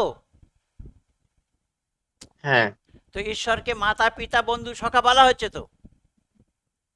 হ্যাঁ হচ্ছে। হচ্ছে, তাহলে ঈশ্বর যদি, কৃষ্ণ যদি ঈশ্বর, তাহলে বাসুদেব কি কৃষ্ণের বাবা না কৃষ্ণ তার বাবা? যখন ঈশ্বরকে বাবা বলা হচ্ছে, না মানে তাহলে বাসুদেব কি হবে? কৃষ্ণের সন্তান হবে? ঈশ্বরের বাবা। ঈশ্বরের বাবা কি ঈশ্বরের বাবা হয়? এদের কোনো না, পাগলখানায় এটা তো ভর্তি হওয়ার নেবে কথা না, না। এদের কোনো পাগলখানায় ভর্তি নেবে না। আসলে গুরুজি, উনি হচ্ছে কৃষ্ণকে ঈশ্বর বলতেছে না, সেটা ঠিক আছে, কিন্তু বলতেছে গীতায় কোনো প্রক্ষিপ্ততা নেই, মানে তাহলে গীতায় কোনো গীতা যেখানে শ্লোক সংযোজন করা আরে হয়নি। বাবা, যেখানে কৃষ্ণ সেখানে ঈশ্বর বলে বলছে, সেটা প্রক্ষিপ্ত নয় কি করে? হ্যাঁ, এইটা ওনাকে কি করে বোঝাই, একটু সুন্দর করে আপনি যদি একটু বুঝাই দেন তাকে। তো এত সে সুন্দর করে অনেক জায়গায় বোঝাচ্ছি, এমন কমেন্ট করছে। প্রত্যেকটা শব্দ খুলে খুলে বোঝাচ্ছি, আবার এই চাইতে কি করে বোঝাবো? সব্যসাচীজি, আশা করি আপনি বুঝতে পারছেন। এখানে আমি বলতে আরেকজন। চাচ্ছি, এখানে একটা একটা প্রশ্নের সব সমাধান হয়ে যাবে। যখন আমরা ঈশ্বরকে মাতা পিতা বন্ধু সখা বলি, তাহলে কৃষ্ণকে যদি হ্যাঁ, ঈশ্বর বলি, তাহলে কৃষ্ণ কি বাসুদেবের পিতা হবে, না দেবকীর পিতা হবে, না রুকমণির পিতা হবে? হ্যাঁ, হ্যাঁ। এরা অবশ্য মূর্খ, এরা আরেকটা আপনি এরা ই এরা দিছেন। এরা শুধু মূর্খ নয়, মহামূর্খ। মহামূর্খ, এদের কোনো হসপিটালে কোনো পাগলখানা ভর্তি নেবে না এদের। গুরুজি, আরেকটা প্রশ্ন আসছে যে জন্ম মৃত্যু বিয়ে ঈশ্বরের হাতে, এটা কতটা যৌক্তিক? হ্যাঁ, বিলকুল ঠিক আছে। জন্ম মৃত্যু জাতি আয়ু ভোগ, এই পাঁচটা জিনিস ঈশ্বর অধীন। আহ, এক- আহ, একজন আমাকে একটা প্রশ্ন করছিল যে যে ঈশ্বর ঈশ্বর যদি সব কর্ম করান, তাহলে হচ্ছে গিয়ে আমরা পাপ পুণ্য কেন ভোগ করি? আমি অবশ্য উত্তর দিয়েছিলাম জীব নিজস্ব কর্তব্য কর্মে স্বতন্ত্র। এখন এই বিষয়ে আপনি কর্মক্ষেত্রে একটু বিস্তারিত বলুন। স্বতন্ত্র, ফল ভোগে প্রতন্ত্র। ঈশ্বর কাজ করাবে কি করে? ঈশ্বর কোনো কাজ করায় না, ঈশ্বরের অধীনে কোনো কাজ নেই। আমরা আমাদের নিজেদের মন দিয়ে কাজ করি। আমরা কর্মক্ষেত্রে স্বতন্ত্র, ফল ভোগে প্রতন্ত্র। ফল নিজের হাতে নিতে পারবো না, ফল ঈশ্বর দেবে। হ্যাঁ। আহ, পণ্ডিতজি, আহ, বর্তমান যে মনুসংহিতা পাওয়া যায়, হুম। তা কি বিশুদ্ধ নাকি প্রক্ষিপ্ত? বিশুদ্ধ মনুস্মৃতা আর্য সমাজ থেকে আনো, বেদ ঋষি .com এ সম্পর্ক করো, বিশুদ্ধ মনুস্মৃতি পাঠিয়ে দেবে। ওটা বাদে যে মনুসংহিতা পাওয়া যায়, সেই সেই বিষয়ে আগে বলুন যে সেটা প্রক্ষিপ্ত নাকি মনু মনু বিশুদ্ধ। মনুস্মৃতি বিশুদ্ধ একমাত্র আর্য সমাজের কাছে পাওয়া যাবে, অন্য কোনো মনুস্মৃতির বিশুদ্ধ পাওয়া যাবে না। সেটা বেদ ঋষি, শাস্ত্রপাঠ গ্রুপ, বেদ ঋষি .com এ বেদঋষি ডট সম্পর্ক কম, করো, হ্যাঁ। সেখান থেকে পেয়ে যাবে। শাস্ত্রপাঠ গ্রুপে যে লিখছিলেন বা জানতে চাইছিলেন যে আমরা কোথায় বা মনুসংহিতা প্রক্ষিপ্ত কিনা, এই বিষয়ের উত্তর এখানে দেওয়া হলো। আশা করি শুনে নিবেন বা জেনে নিবেন। গুরুজি, পঞ্চমহাযজ্ঞ সম্পর্কে যদি একটু বলতেন সবাইকে। পঞ্চ মহাযজ্ঞ ব্রহ্মযজ, দেবযজ, পিতৃযজ, পরিবেশ দেবযজ আর অতিথিযজ, এই পাঁচ মহাযজ্ঞ। আহ গুরুজি, অনিন্দর্জ নামে আরেকটা কমেন্ট লিখছে, গীতা একটা ঝামেলা গ্রন্থ, কৃষ্ণ অর্জুনের নাম করে লেখা। 2500 বছর পূর্বে গীতার কোনো ভার্সন পাওয়া যায় না। বেদ হলো শত প্রমাণ। বেদের মধ্যেই সব প্রশ্নের উত্তর আছে, সব বিধান আছে। মুনি ঋষিরা, বিদ্বান ব্যক্তিরা সবসময় বেদের চর্চা করেছেন। এখন এই হ্যাঁ, 2500 বছর 100 বার পূর্বে ঠিকই গীতার বলছেন, কোনো ভার্সন ঠিকই পাওয়া ঠিকই যায় না। বলছেন। বেদ সতা প্রমাণ প্রতাপ প্রমাণ। হ্যাঁ, এটুকুন এটুকুন আমিও স্বীকার করলাম, কিন্তু 2500 বছর পূর্বে গীতার কি আসলেই কোনো ভার্সন পাওয়া যেত না? 2500 বছর পূর্বে, হ্যাঁ, কি বলছেন? 2500 বছর পূর্বে গীতার কোনো ভাষ্য পাওয়া যেত না? 2500 বছর পূর্বে। এই সব কাজ আর্য সমাজীরা করেছে দাদা।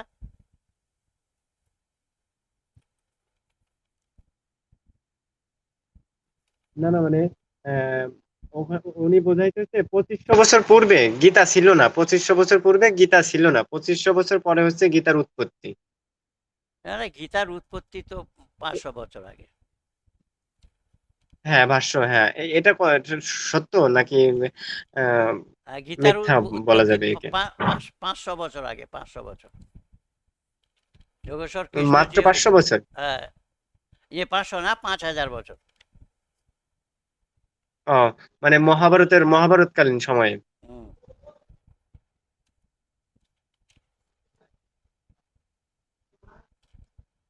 দেখি আর কেউ কোনো কমেন্ট করছে নাকি।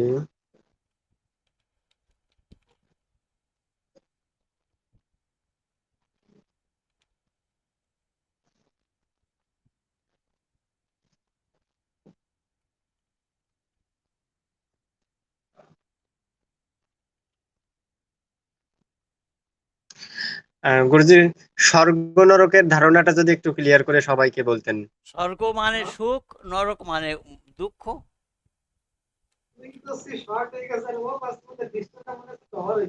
তোমার বাংলাদেশের একজন কবি লিখেছে, শেখ ফজলুর রহমান, কোথায় স্বর্গ কোথায় নরককে বলে তা বহুদূর, মানুষের মাঝেই স্বর্গ নরক মানুষেতে সরাসুর। এই দেখ, এখানে 33টা দেবতার মধ্যে 8টা বসু: পৃথিবী, জল, অগ্নি, বায়ু, আকাশ, চন্দ্র, হুম, নক্ষত্র। হ্যাঁ, আর 4 ऋषियों अग्नि, वायु, आदित्य, अंगिरा के विषय में ऋग्वेद 129 में सूत्र का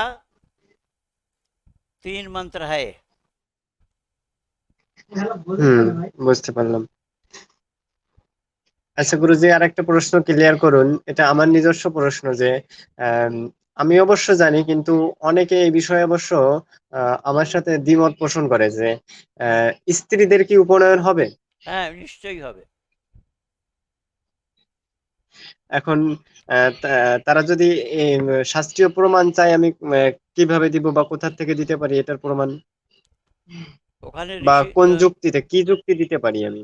ঋষি দয়ানন্দ সত্যাত্ম প্রকাশে পেয়ে যাবে, সংস্কার বিধিতে পেয়ে যাবে। সংস্কার বিধি তো, হ্যাঁ, বাংলাটা আছে আমার কাছে।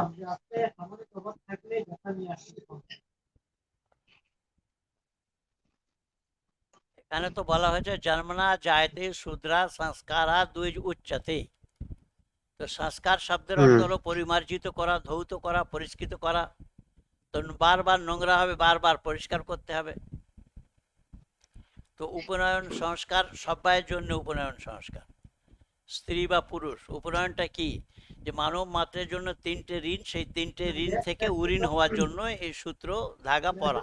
এই তো, এই যে হ্যাঁ, এই যে ব্রহ্মসূত্র, একে ব্রহ্মসূত্র বলা হয়।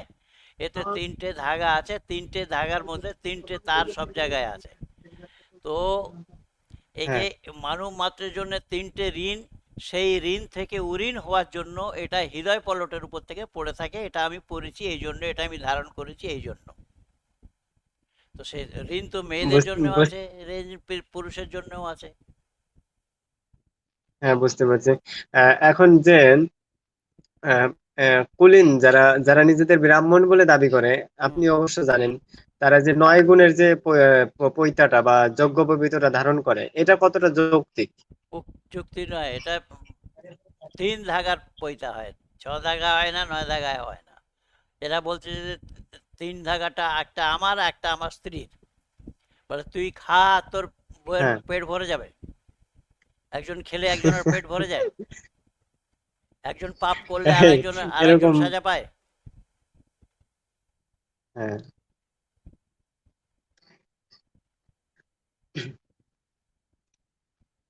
আচ্ছা গুরুজি, অদ্বৈতবাদ অদ্বৈতবাদটা কি সত্য? অদ্বৈতবাদ কি হলো? ত্রৈতবাদ একমাত্র সত্য, ঈশ্বর, প্রকৃতি এবং জীব। অদ্বৈতবাদ সত্য হ্যাঁ, কি এই করে? কনসেপ্টটা একটু অদ্বৈতবাদ যে ক্লিয়ার করুন সবার যে জন্য। ঈশ্বর জীব অবিনাশী বলা হয়েছে, ঈশ্বরের অংশ হলো জীব। তাহলে ঈশ্বরের ভেতরে যে গুণ আছে সেই গুণ জীবের ভেতরে থাকা দরকার না নয়? আছে কি? হ্যাঁ। হ্যাঁ, না। তাহলে কি করে ঈশ্বরের অংশ হবে? হুম। তার মানে অদ্বৈতবাদ মিথ্যা, সম্পূর্ণরূপে মিথ্যা। হ্যাঁ, ত্রৈতবাদ সত্য। ঈশ্বর, জীব আর হচ্ছে প্রকৃতি, এই তিনটা সত্তা হচ্ছে অনাদি। হ্যাঁ, অনাদি তত্ত্ব। হ্যাঁ, এখন আপনার কাছে একজন প্রশ্ন করেছে। হুম। আহ, তিনি কি মনে করেন গীতার জন্য বেদ কিছুটা ঢাকা পড়ে আছে? মানে গীতার জন্য বেদ কিছুটা ঢাকা পড়ে আছে। সাধারণ অনেক মানুষ বেদের কথা জানেই না। তারা ভাবে বেদ পৌরাণিক বামনের গ্রন্থ, বামদের গ্রন্থ, কে জানে গীতা কে তাদের জানে না, গ্রন্থ। কে এবং জানে কে জানে না, সেজন্য তার দায়িত্ব আমার নয় তো। কি মানুষের কোনটা, সে গীতা কি করে জানলো? যে গীতা জানতে পারলো, সে বেদ জানতে পারলো না? এর চেয়ে বড় মূর্খামি আর কি হবে? গীতা কি করে জানলো সে? হ্যাঁ, এখনো সম্পূর্ণ হয়নি। তাই গীতাকে ধর্মগ্রন্থ হিসেবে পরিচয় দেয়, এমনকি বেদের বিরুদ্ধে গীতার প্রমাণ দেখায়, বেদের বিরুদ্ধে গিয়েও গীতার প্রমাণ দেখায়।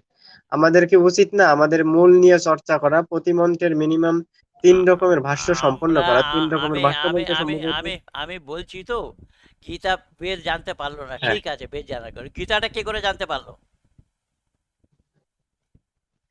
কারণ এই যে গীতা সহজলভ্য, যেখানে সেখানে পাওয়া না যাচ্ছে। না, সহজ, যেখানে সেখানে পাওয়া যাবে তো, যেখানে সেখানে পাওয়া যাবে না। এ এ, কুড়া কাছড়া সব জায়গায় পাওয়া যায় না? সোনা দানা সব জায়গায় পাওয়া যায়? হ্যাঁ। হ্যাঁ, লোহা লক্করি সব জায়গায় পাওয়া যায়, সোনা দানা কম জায়গায় পাওয়া যায়, এটা তাহলে সত্য। আর আমি অনিন্দ্য দা, আশা আমি করি বুঝতে পারছেন। আমি বললাম না, শুয়োরে কটা বাচ্চা দেয়? অনেকগুলো। আর আর হাতি একটা দেয়, গাই কটা দেয়? গাই গাই একটা দেয়। একটা দেয়। তাহলে শুয়োরটাকে উৎকৃষ্ট মানা হবে না গাইকে উৎকৃষ্ট মানা হবে? আহ, রঞ্জন বাউলি, আহ, গীতা বেদের সার, এটার উত্তর গুরুজি আগেই দিয়েছেন। এই কথাটা সম্পূর্ণ অযৌক্তিক, গুরুজি আগেই দিয়েছেন। বেদের সম্পূর্ণ সার কি করে অযৌক্তিক হতে যাবে? রঞ্জন বাউলি। বেদের সার কি করে হতে যাবে? সার শব্দের অর্থ কি বলে সেটা? সংক্ষিপ্ত। সেটা সার শব্দের অর্থ কি? বেদের সার বলতে গেলে কি বোঝায়? বেদের নির্যাস তত্ত্ব, এই তো। তো বেদের নির্যাস তত্ত্ব হ্যাঁ, যদি হ্যাঁ। গীতায়, দাঁড়া 1 মিনিট, বেদের নির্যাস তত্ত্ব যদি গীতা হয়, তাহলে গীতার আগমন কখন আর বেদের আগমন কখন? গীতা যখন আসেনি তার আগে, তাহলে মানুষ কি বিধর্মী ছিল? আরে, নিজের দেমাগির এলাজ করো, যে পাগলখানায় যাও, পাগলখানায় গিয়ে নিজের মাথার চিকিৎসা করো, ব্রেনের চিকিৎসা করাও। হ্যাঁ, গৌতম আর যদি জি আপনাকে নমস্তে জানাইছে। আরেকজন প্রশ্ন করছে যে অশৌচ থাকলে কি সন্ধ্যা করা যায়? না, অশৌচ বলতে গেলে কিরম ধরনের অশৌচ? তিনি হয়তো বা বোঝাইছেন জননা শৌচ বা মরণা শৌচ। জন্ম আর মরণের অশৌচ কি হয়? জন্ম মরণে কোনো অশৌচ হয় না। হ্যাঁ, এই বিষয়টাকে সুন্দর করে সবাইকে আগে বুঝিয়ে দিন যে জননের বা জন্ম নিলে কেউ বা মৃত্যুবরণ করলে কেউ কেউ কেউ অশৌচ কেউ হয় না। কেউ কারুর বাড়িতে জন্ম নিলে অশৌচ হয় না, কেউ কারুর বাড়িতে মৃত্যু হলে কারো অশৌচ হয় না। আর তোমাদেরকে কি বলবো, তোমাদের বাবা মারা গেলে তোমরা মাথার চুল মুড়িয়ে দাও, কেন? বাবার সাথে মাথার চুলের সাথে কি শত্রুতা ছিল? এটাও যে পুরোহিত দর্পণে লেখা আছে এরকম, এই বিধান এই কারণে করে আর ফেলে, আর সেই সমাজ থেকে। এই সব তো রূঢ়িবাদিতা, একেই বলা হয় অন্ধবিশ্বাস, একেই বলা হয় কুসংস্কার। এই কুসংস্কার থেকে বাইরে বেরোতে হবে। আহ মন্তুরাম রয় দাদা, আসলে আপনার প্রশ্নের উত্তর আশা করি পেয়ে গেছেন। জননা শৌচ বা মরণা শৌচ বলে কিছু হয় না। আরেকজন আরেকটা প্রশ্ন করেছে গুরুজি, যে রাধার অস্তিত্ব আছে কিনা? রাধার অস্তিত্ব নেই। রাধা রায়নের স্ত্রীর নাম, যে কৃষ্ণের মামা ছিল রায়ন, তার স্ত্রীর নাম হলো রাধা। আর সেই জন্য তো এই বাঙালির কেউ ও সাধের ভাগ নালো তুই ভালো তোর মামা ভালো না, আরে তোদের চুল্লু ভর পানিতে ডুবে মরা দরকার। তোদের লজ্জা শরম বলে কোনো জিনিস আছে কিনা আমি তো ভেবে পাই না। মেয়েদের কাপড় নিয়ে কৃষ্ণকে গাছে চড়িয়ে রেখেছে, কি আশ্চর্য ব্যাপার। আবার বলছে ওপরে এসো, ওপরে এসো। কৃষ্ণকে তোরা মানিস বেটারা? আহ হ্যাঁ, আহ, তুর্য তুর্য শিকদার, আশা করি উত্তর পেয়ে গেছেন যে রাধার অস্তিত্ব নেই। রাধা নামক কোনো চরিত্র কৃষ্ণের জীবনে ছিল না। আহ, উত্তর আশা করি পেয়ে গেছেন। সাগর রয় নামে একজন প্রশ্ন করছে যে শ্রাদ্ধ কি সংস্কার নাকি কুসংস্কার? সাগর রায়ের শ্রাদ্ধ, কাছে আমার প্রশ্ন যে শ্রদ্ধাপূর্বক যে কাজ করা যায় শ্রাদ্ধ, তার নাম শ্রাদ্ধ। শ্রদ্ধাপূর্বক যে কাজ করা হয় তার নাম শ্রাদ্ধ। যে বাবা মারা গেলে, মা মারা গুরুজি গেলে উনি, বা পরিবারের কেউ মারা গেলে শ্রাদ্ধ হবে, সেটা নয়, সেটা অবৈদিক। হ্যাঁ উনি এই শ্রাদ্ধের কথাই বলছে, যে এই যে বাবা মা মারা গেলে বা না, কেউ মারা গেলে যে শ্রাদ্ধ করা হয়, শ্রাদ্ধের অবৈদিক, বিধান আছে, বরং এটা কুসংস্কার না। মরা মানুষের নামে খাওয়া পাপ। আহ গুরুজি, অনিন্দ আর্য নামে আবার একটা কমেন্ট করছে, আমরা যদি গীতাকে বাদ দিয়ে চলি তবে আমাদের সনাতন ধর্মে কি কোনো কমতি হবে? না না, কিচ্ছু কমতি, আমরা গীতাকে গীতাকে বাদ যদি, দি। গীতাকে বাদ দিতে হবে কেন? গীতাতে যেটা আমাদের বেদ অনুকূল সেটা নেওয়া হবে, সেটা তো বলছি প্রথম থেকেই। বেদ অনুকূল মানা, বেদ প্রতিকূল না মানা। তাহলে গীতাকে বাদ দিতে হবে কেন? গীতার যে উপদেশ আছে যেগুলো মানার যোগ্য সেগুলো মানতে হবে, হুম। আর যেগুলো মানার যোগ্য নয় সেগুলো না মানা। বেদ, সেটা মানা যাবে না, হ্যাঁ হ্যাঁ, বুঝলাম। গীতা বাদ দিতে হবে কেন? বললাম তো, বেদ অনুকূল মানা, বেদ প্রতিকূল না গুরুজি, মানা। আমার মনে একটু শুনুন, আমার মনে হয় ওনার ধারণাটা এমন যে আমরা যেমন 18 পুরাণকে বাদ দিয়েছি, কারণ 18 পুরাণে কিছুটা যদিও সত্য থাকে, সেটা তুলে আনতে গেলেও যেমন ভুলটা চলে আসে, তেমনি তেমনি গীতা না থেকেও না যদি না সত্যটা না তুলে না আনা না, হয়, গীতাতে এরকম হয়তো বা ধারণা করে বলছেন। গীতার সমর্থন ঋষি দয়ানন্দও করেছেন, গীতার সমর্থন ঋষি দয়ানন্দ করেছেন। ওটা শাস্ত্র, আমাদের দর্শন শাস্ত্র বলে বলা হয়েছে। বলছি তো, গীতার যেগুলো বেদ অনুকূল সেইগুলো মানা, বেদ প্রতিকূল না মানা। রামায়ণ পুরাণের কথা, পুরাণ তো ধর্মগ্রন্থ নয়, পুরাণকে তো ধর্মগ্রন্থ বলা হ্যাঁ, হয়নি। না, হ্যাঁ, আশা করি অনিন্দ্যদা উত্তর পেয়ে গেছেন। আহ, আহ, আহ, আরেকজন কমেন্ট করেছে, রাধার অস্তিত্ব আছে পুরাণে, তাও যোগেশ্বর শ্রীকৃষ্ণকে বদনাম দেওয়ার জন্যই রাধা। যে সেটা আমাদের মান্যতা নয়, সেটা আমরা মানি না, আর্য সমাজে তার কোনো হ্যাঁ আমরা, মান্যতা নেই। হ্যাঁ, বেদ হচ্ছে সনাতন ধর্মের মূল, আমরা আসলে ওইটা মানি না, ওই পুরাণ আমরা স্বীকার করি না, আমরা অষ্টাদশ পুরাণ এড়িয়ে চলি। হ্যাঁ। আপনিও হয়তো বা জেনে থাকবেন।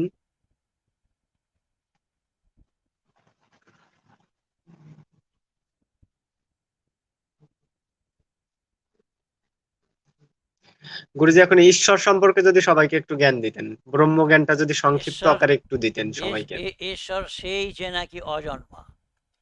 ঋষি দয়ানন্দ আর্য সমাজের দ্বিতীয় নিয়মে লিখেছেন, গুণবাচক নাম। ঈশ্বর সৎ চিৎ আনন্দ স্বরূপ, যে সত্য চিত্ত এবং আনন্দ স্বরূপ, যে আনন্দ থেকে বঞ্চিত হয় না। এবারে দেখো, রামও আনন্দ থেকে বঞ্চিত হয়ে গেছে। যখন সীতাকে উঠিয়ে নিয়ে গেল, তখন রাম জটাজুটের সঙ্গে চিল্লাচ্ছে, এখানে জিজ্ঞেস করছে, ওখানে জিজ্ঞেস করছে, হ্যাঁ। কখনো রাম হনুমানকে পাঠাচ্ছে, কখনো আঙ্গাদকে পাঠাচ্ছে সীতার খোঁজ করতে। তাহলে দেখা গেল রাম সেখানে আনন্দ থেকে বঞ্চিত হলো, এই জন্য রাম ঈশ্বর নয়। কৃষ্ণ, সে তার মামার সঙ্গে যখন যুদ্ধ করছে কংসের সঙ্গে, তখন সে আনন্দিত নয়। তো এইরকম হুম। ঈশ্বর হলো তিন গুণ ঈশ্বরের ভেতরে। সেই আনন্দ স্বরূপের থেকে ঈশ্বর বঞ্চিত হয় না, আনন্দ থেকে কোনোদিন বঞ্চিত হয় না। মানুষের ভেতরে দুটো গুণ অর্থাৎ আছে, মানুষ। হ্যাঁ। অর্থাৎ সব সময় আনন্দ স্বরূপ ঈশ্বর, সব হ্যাঁ। সময় আনন্দে থাকেন, ঈশ্বরের কোনো দুঃখ নেই, এটাই তো। হ্যাঁ, জীবাত্মার ভেতরে দুটো গুণ আছে। জীবাত্মা সত্য চিত্ত, সত্য এবং তার ভেতরে চেতনতা রয়েছে, কিন্তু আনন্দ স্বরূপ নয়। আনন্দ স্বরূপ একমাত্র ঈশ্বর। হ্যাঁ। আর প্রকৃতির বুঝতে ভেতরে পারছি। একটা গুণ রয়েছে, প্রকৃতি কেবল সত্য, প্রকৃতি চেতনতা নেই তার ভেতরে, এবং আনন্দ স্বরূপও নয়। প্রকৃতির ভেতরে একটা হুম। গুণ, জীবাত্মার ভেতরে দুটো গুণ, আর ঈশ্বরের ভেতরে তিনটে গুণ, যে সত্যচিৎ আনন্দ স্বরূপ প্রকৃতি, বলা হয়। হ্যাঁ, আর সত্যচিৎ প্রকৃতিতে আনন্দ, একটা, হ্যাঁ, জীবাত্মাতে দুটো। জীবে হচ্ছে দুইটা, ঈশ্বরে তিনটা। হ্যাঁ। তো এবারে যে সত্যচিৎ আনন্দ হ্যাঁ, স্বরূপ হবে, সেই নিরাকার হবে, সাকার হবে না। হ্যাঁ, এই বিষয় নিয়েও দ্বন্দ্ব বেঁধে থাকে অনেক সময়, নিরাকার সাকার নিয়ে। হ্যাঁ, কেউ বলছে কোনোভাবেই সে, একদম। কেউ বলছে সে নিরাকারও, কেউ বলছে সে সাকারও, এই বলছে তো। তাকে হ্যাঁ, বলো। হ্যাঁ, বলছে, আবার বলছে যে ঈশ্বর সর্বশক্তিমান, তার মানে কি সে সাকারও হতে পারে। না, এর ব্যাখ্যাটাকে সুন্দর এ করে এ স্পষ্ট ভাবে দিন। সর্বশক্তিমান বলতে গেলে আমি কি কিন্তু বোঝায়? সর্বশক্তিমান আমি কিন্তু জানি এটা, কিন্তু সবার জন্য বলতে বলছি। হ্যাঁ, ঈশ্বর সর্বশক্তিমান। ঈশ্বরের আয়ত্ত যে কাজ, সে কাজ করতে ঈশ্বরের কারোর সহযোগিতা নেয় না, যার জন্য সে সর্বশক্তিমান। ঈশ্বর যা মনে করবে তাই করবে, সে কোনোদিন হবে না, এগুলো আল্লাহ করে। ওয়ামা তাশাউনা ইল্লা ইয়াশা আল্লাহু রাব্বুল আলামিন, কোরআন বলছে যে আল্লাহ যা চায় তাই হবে, যা চাইবে না হবে না। বেদ বলছে যে ঈশ্বর কোনো চাইবে না কোনোদিন। হ্যাঁ। সে সত্য আচ্ছা চিত্ত গুরুজি, আরেকটা এবং প্রশ্ন আনন্দ আসছে। স্বরূপ। হ্যাঁ। জীবাত্মা কখন দেহ ধারণ করেন? জীবাত্মা তার কাম পুরো হয়ে গেলে তখন যে দেহ ধারণ করে। জীবাত্মা তো অর্থাৎ দেহ ধারণ করে মার উদরে পৌঁছাতেই, মার উদরে পৌঁছায় বাবার মাধ্যমে, বাবার মাধ্যমে মায়ের উদরে তার স্থাপনা হয়। তারপর আস্তে আস্তে এখন তার প্রশ্নটা হয়তো বা, আস্তে আস্তে সে ডেভেলপড হয়। গুরুজি হ্যাঁ, একটু শুনেন, তার প্রশ্নটা হয়তো সুন্দরভাবে করতে পারেনি। হয়তো সে বলতে চাইছে যে মৃত্যুর পরে জীবাত্মা কোথায় যায়, বা কখন, বা কতদিন পরে, বা কখন দেহ ধারণ করে মৃত্যুর পরে আর কি। এই নিয়ে আর্য সমাজেও বিবাদ আছে। আর্য সমাজের কোনো বিদ্যান না মৃত্যুর পরে দেনান দেয়ার জন্ম মেনেছে, আর কেউ বলেছে কয়েকদিন পরে। তো যজুর্বেদের 40 অধ্যায় ওই ঋষি যে, দয়ানন্দ কি লিখেছে সেটা হ্যাঁ, দেখে নাও। 39 নম্বর, 39-এর 6 নম্বর মন্ত্রে, 39 অধ্যায় 6 নম্বর মন্ত্রে যে আছে ত্রয়োদশ দিবসে সম্ভবত এরকম একটা কিছু, তাই না হুম, গুরুজি? হুম, যজুর্বেদের। হ্যাঁ। এখন বিবাদ থাকতে পারে, সেটা অবশ্য আমি জানি না। না না, একজন আবার প্রশ্ন ঋষি করছে, দয়ানন্দের বিচারে বিবাদ থাকবে না। হ্যাঁ, দয়ানন্দজির বিচারটাকে শোনান, যে মৃত্যুর পরে আসলে কি হয়, বা কতদিন পরে বা দেহ ধারণ করে, মানে মানে যোনিতে প্রবেশ করে আবার, এমন কিছু যদি একটু ক্লিয়ার করেন। ওখানে বলা হয়েছে, সেখানে জোঁকের উদাহরণ দেওয়া হয়েছে। জোঁক, চোখ বলে সামনেরটা রেখে, মুখটা রেখে পেছনের ভাগটা তোলে। ঠিক সেই রকম হুম, জীবাত্মা তার জায়গা তৈরি করে, তারপরে সে জায়গা ছাড়ে। হুম, বুঝতে পারছি। অর্থাৎ আহ একটা জায়গা তৈরি হওয়ার পরে সে তার পুরাতন জায়গা ছেড়ে সেই চলে, নতুন জায়গায় স্থাপিত মানে হয়, তাই তো? গীতাতেও তো বলা আছে, বাসাংসি জিনানি যথা বিহায় নর প্রাণী তথা বিহায় জিনানি নবাতি সংজাতি দেহি। যেমন একটা পুরনো বস্ত্র, বস্ত্র পুরনো হয়ে গেলে সেই পুরনো বস্ত্র ছেড়ে আমরা নতুন বস্ত্র ধারণ করি, আত্মা আর শরীরের ঠিক হ্যাঁ। সেই রকম সম্বন্ধ। এই আত্মা যখন অচল, শরীর যখন অচল হয়ে যায়, এই আত্মা এই শরীর ছেড়ে অন্য শরীর ধারণ করে। আচ্ছা গুরুজি, আরেকটা প্রশ্ন আসছে। প্রশ্নটা শুনে আসলে আমারও হাসি পাচ্ছে। সাগর রয় নামের একজন ব্যক্তি, পাপ থেকে মুক্তি পাওয়ার জন্য গোমূত্র, গোবর খাওয়া, এগুলো কি শাস্ত্রে অনুমোদন আছে?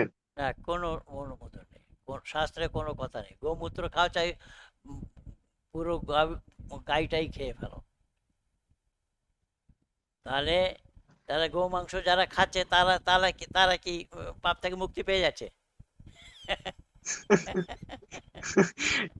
সাগর রায় জি, আশা করি উত্তরটা পেয়ে গেছেন। আহ, ওইটার অনুমোদন আসলে শাস্ত্রে নেই। পাপ থেকে মুক্ত হওয়া যায় না, পাপ থেকে মুক্ত হওয়ার জন্য সংস্কার দরকার আর ভালো অবশ্যই কর্ম না, দরকার, পাপের পাপ ফল থেকে ভোগ করতে হবে। তবুও যত সংস্কার করুক পাপ থেকে মুক্ত হবে না। অবশ্যই মে ভোক্তব্যম কৃতম কর্ম পাপ থেকে, শুভাশুভম। অবশ্যই ভোগতে হবে করা হ্যাঁ, পাপ কার্যের ফল, থেকে, শুভ এবং অশুভ। পাপ করলেই পাপের ফল হ্যাঁ, ভোগতে হবে, সে ভোগ ছাড়া পাপ পরিত্রাণ পাবে না। আমারও সে একই কথা। কর্মফল অবশ্যই ভোগ করতে হবে, সেটা হ্যাঁ, পাপ হোক আর পুণ্য কর্ম হোক, বাস দুইটাই বাস। কর্মফল ভোগ করতে কিন্তু হবে, সে আপনি যে কখন, অবস্থাতেই করেন। কখন কোন পাপের ফল কখন ভোগ করবে সেটার কোনো নির্ধারিত সময় নেই, শিডিউল টাইম নেই। আহ এটা আরেকজন আছে, গুরুজি প্রশ্ন করছে, যাহারা দ্বিসন্তানিত্ব পোষণা করে না, কিন্তু নিজেকে বৈদিক আর্য বেদ প্রচারক বলে মনে করেন, তাহারা কি রূপ, এবং সন্ধ্যা উপাসনা প্রতিষ্ঠার জন্য কি করণীয়? আমি বললাম তো, না তিষ্ঠতি তু ইহা পূর্বম নোপাসতে ইয়স্য পশ্চিমম স শূদ্রবৎ বহিষ্কারিয়া সর্বেস্মাৎ দুইজ কর্মণা। তাকে শূদ্রকুলে ডেকে দিতে বলেছে, বলেছে সেই শূদ্র, সে শূদ্রকুলের ধাক্কা দিয়ে দাও তাকে। এনবি বিশ্বজিৎ রায়, আশা করি বুঝতে পারছেন, যারা দ্বিসন্ধ্যা উপাসনা করে না তারা শুদ্ধ কলে পতিত হয়। হ্যাঁ, অর্থাৎ উপাসনা, আচ্ছা ঈশ্বরের উপাসনা যারা করে না বা বেদের পঠন পাঠন যারা করে না তারা শূদ্র, এক কথায়। আরেকটা কমেন্ট আসছে, আমি পড়ে শোনাচ্ছি। ঈশ্বর সর্বশক্তিমান, তাই বলে যা খুশি করতে পারে না। যেমন ঈশ্বর চোরা বিদ্যা ধারণ তৈরি করতে পারে না। হ্যাঁ, হ্যাঁ, এটা বুঝতে পারছি, প্রশ্ন না। আহ, কোনো কিছু না চায় তাহলে মানুষ সৃষ্টি করবে? সাগর রয় নামে আবার প্রশ্ন করছে যে ঈশ্বর যদি কোনো কিছু না চায় তাহলে মানুষ সৃষ্টি করবে কেন? মানুষ সৃষ্টি করবে কেন? চায় তো, তার তার ইচ্ছান শক্তি আছে, সৃষ্টি করবে মানুষ এই জন্যে। মানুষকে সৃষ্টি না করলে ঈশ্বরকে জানবে কে? ঈশ্বরকে কে জানবে? পশু পক্ষীরা জানবে ঈশ্বরকে? মানুষ এই জন্য সৃষ্টি করেছে যে মানুষই ঈশ্বরকে জানতে পারে, জানার চেষ্টা করবে, জানার প্রয়াস করবে। আহ, ঈশ্বর ঈশ্বর আমি আমি একটু জুড়ে দিই, যদি ভুল ভুল ত্রুটি হয় শুধরে দিন গুরুজি। ঈশ্বর কর্মহীন, ঈশ্বর অলস না, ঈশ্বর কর্মহীন অবস্থায় থাকেন না। ঈশ্বরকে জানানোর জন্য, অর্থাৎ ঈশ্বরকে জানবে, এই কারণে ঈশ্বর মনুষ্য সৃষ্টি করিয়াছেন। ঈশ্বর ওই সে তো ঈশ্বরের আমি উপাসনা করা আমি মানুষের ধর্ম। আমি আমি বললাম তো আগে, ঈশ্বরকে ঈশ্বর হ্যাঁ, যদি মানুষ সৃষ্টি না করত, তাহলে ঈশ্বরকে জানার প্রচেষ্টা কার হতো? পশু পক্ষী? এ তো কোরআনে পশু পক্ষী ইবাদত করে, কিন্তু আমাদের হ্যাঁ, বেদে বেদে পশু হ্যাঁ। পক্ষী ইবাদত করে না। একমাত্র মানুষ ইবাদত করে। মানুষই উপাসনা করার ক্ষমতা কেবল মানুষের মধ্যে আছে, অন্য কোনো প্রাণীর মধ্যে নেই। সাগর রায় দাদা, কোথাও বলিনি তো যে ঈশ্বর কিছুই চায় না। ঈশ্বর এই সৃষ্টির রচনা করেছেন। ঈশ্বর ঈশ্বর চায় যে উম, তিনি মনুষ্য তাকে জানুক, না, তার প্রদত্ত জ্ঞান সেটা জানুক। সেটা সেটা হলো ইচ্ছান শক্তি বলা হয়, ইচ্ছান শক্তি। সেটা হুম। ঈশ্বরের ইচ্ছান শক্তি। সেই ইচ্ছান শক্তি দিয়ে ঈশ্বর, সে ওই জন্য তো সে বলেছে না, পাশে কাব্য মুঝে মত দেখ মেরি রচনা কো দেখ, বলেছে আমাকে দেখো না, আমার রচনাকে দেখো। সাগর রায় দাদা, আশা করি উত্তর পেয়েছেন।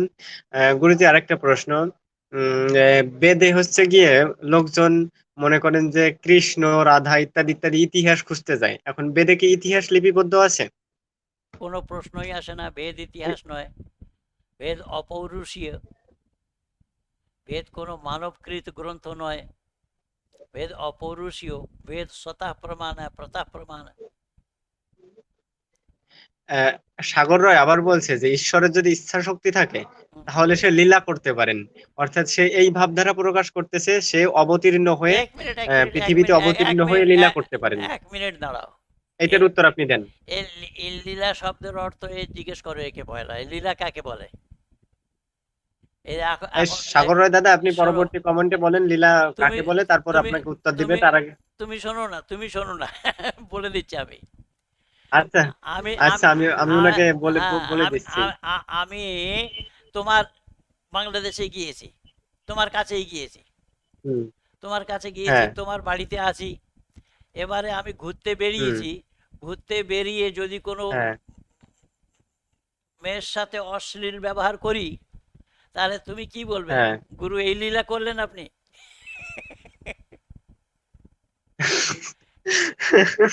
বলবে না? সাগর রায়, আশা করি উত্তর পেয়ে গেছেন। না, তুমি বলবে কি বলবে না বলো। দেখি সাগর রায় পরে পরে কি কি কমেন্ট করে। তারপরে আরেকটা প্রশ্ন আসছে, আমরা গলায় তুলসীর মালা ধারণ করি কেন এবং এর উৎপত্তি কোথা থেকে? এই উৎপত্তি মূর্খদের কাছ থেকে, মূর্খরা এই উৎপত্তি করেছে। তুলসী মালায়, তুলসীর মালা পরো আর পুরা তুলসী, মূর্খর? আহ, পুরো পুরো। মূর্খরা তো, মূর্খদের থেকে উৎপত্তি তো। হ্যাঁ, যেমন মূর্তি পূজা মূর্খদের দ্বারা উৎপত্তি, ঋষি দয়ানন্দও লিখেছেন। এইরকম তুলসী মালাও হ্যাঁ, মূর্খদের আমি ওটা উৎপত্তি। পড়েছি। হ্যাঁ। তুলসী মালা গলায় ধারণ করার কি কোনো যৌক্তিকতা আছে? কোনো যৌক্তিকতা নেই। বিশ্বজিৎ দাস, আশা করি আপনার প্রশ্নের উত্তর পেয়ে গেছেন। আহ একজন অবশ্য ওই যে সাগর রায় দাদার কমেন্টের রিপ্লাই দিছে যে বেদ হচ্ছে মানে লীলা হচ্ছে রাধার লীলা। আর তো সেই কথাই বলা হচ্ছে তো, লীলা কি ভালো শব্দে এসছে, ভালো হ্যাঁ। অর্থে এসছে? না কাণ্ড ভালো না, অর্থে এসছে? মোটেও না, লীলা শব্দ কখনোই লীলা ভালো অর্থে শব্দেও আসেনি। ভালো অর্থে আসেনি, কাণ্ড শব্দেও ভালো অর্থে আসেনি। বললাম না, আমি তোমার কাছে গিয়ে যদি এরকম একটা অঘটন করি, তাহলে বলবেন গুরুজি হ্যাঁ। আপনি পুরো, আপনি পশ্চিমবঙ্গে থেকে আসলেন আমার গুরুজি বলে, আমি ডাকলাম আমার কাছে, আর আমার কাছে এসে আপনি এই লীলা করলেন, এই কাণ্ড করলেন আপনি, বলবে না? হ্যাঁ, অবশ্যই অবশ্যই, এই তাহলে কথা তো বলবেই। আচ্ছা গুরুজি, নাস্তিকরা যদি বলে ঈশ্বর বলে কিছু নেই, তাহলে আমি তাদের কি উত্তর দিব? আমাকে আগে সেইটা বলেন, সেটা বলছেন না প্রথমে আমাকে। নাস্তিক শব্দের অর্থ জিজ্ঞেস করো তাকে। নাস্তিক কোনো শব্দই হয় না। এখানে মনু মহারাজ বলেছেন নাস্তিক ও বেদ নিন্দা, যে বেদ নিন্দক তাকে নাস্তিক হ্যাঁ, বলা হ্যাঁ, হয়। আমি তাকে বলছি যে যে আপনি কি বেদ নিন্দুক? বলছে যে হ্যাঁ, আমি বেদ নিন্দুক, আমি নাস্তিক, আমি হচ্ছে অ্যাপ্লাইড ফিজিক্স নিয়ে হচ্ছে গিয়ে পিএইচডি করতেছি। আমি বেদ টেদ মানি না। আমি নাস্তিক, আমি ঈশ্বর মানি নাই। এই সৃষ্টির রচনা ঈশ্বর করেন নাই। আপনা আপনি সৃষ্টি হয়েছে এমন বলছে আমাকে। আমি ওর হাতে ধরিয়ে দেবো ঈশ্বর, সে আছে এখানে, লাইনে আছে। না না না, সে এখানে সম্ভবত নেই। হ্যাঁ, তো আহ, ঈশ্বরকে এ- হাতে ধরিয়ে দিয়েছি। দেখো, যে কোনো সময় যদি ভুল কাজ করো, ভুল কাজ করলে, ভুল কাজ করার সময় ভয়, লজ্জা এবং শঙ্কা তিনটে উৎপন্ন হবে। হ্যাঁ অবশ্যই। তো সে করায় কে? আর সেটা কে এইগুলোই করায়? ঈশ্বর করায়। আমি তো জানি ঈশ্বর করায়। হ্যাঁ, তো তারই নাম ঈশ্বর। আর ভালো কাজ করলে একটা একটা উৎসাহিত, মানে ভালো ফিলিংস জাগায়, উৎসাহিত, উৎসাহিত। উৎসাহিত করে। হ্যাঁ গুরুজি, আরো প্রশ্ন আসছে, প্রশ্নটা আমি পড়ে শোনাচ্ছি। আহ বেদ মন্ত্রের উপর যে ঋষিদের নাম থাকে, তারা কি ঐতিহাসিক ব্যক্তি বিশেষ, মানব, নাকি অন্য কিছু? ঐতিহাসিক।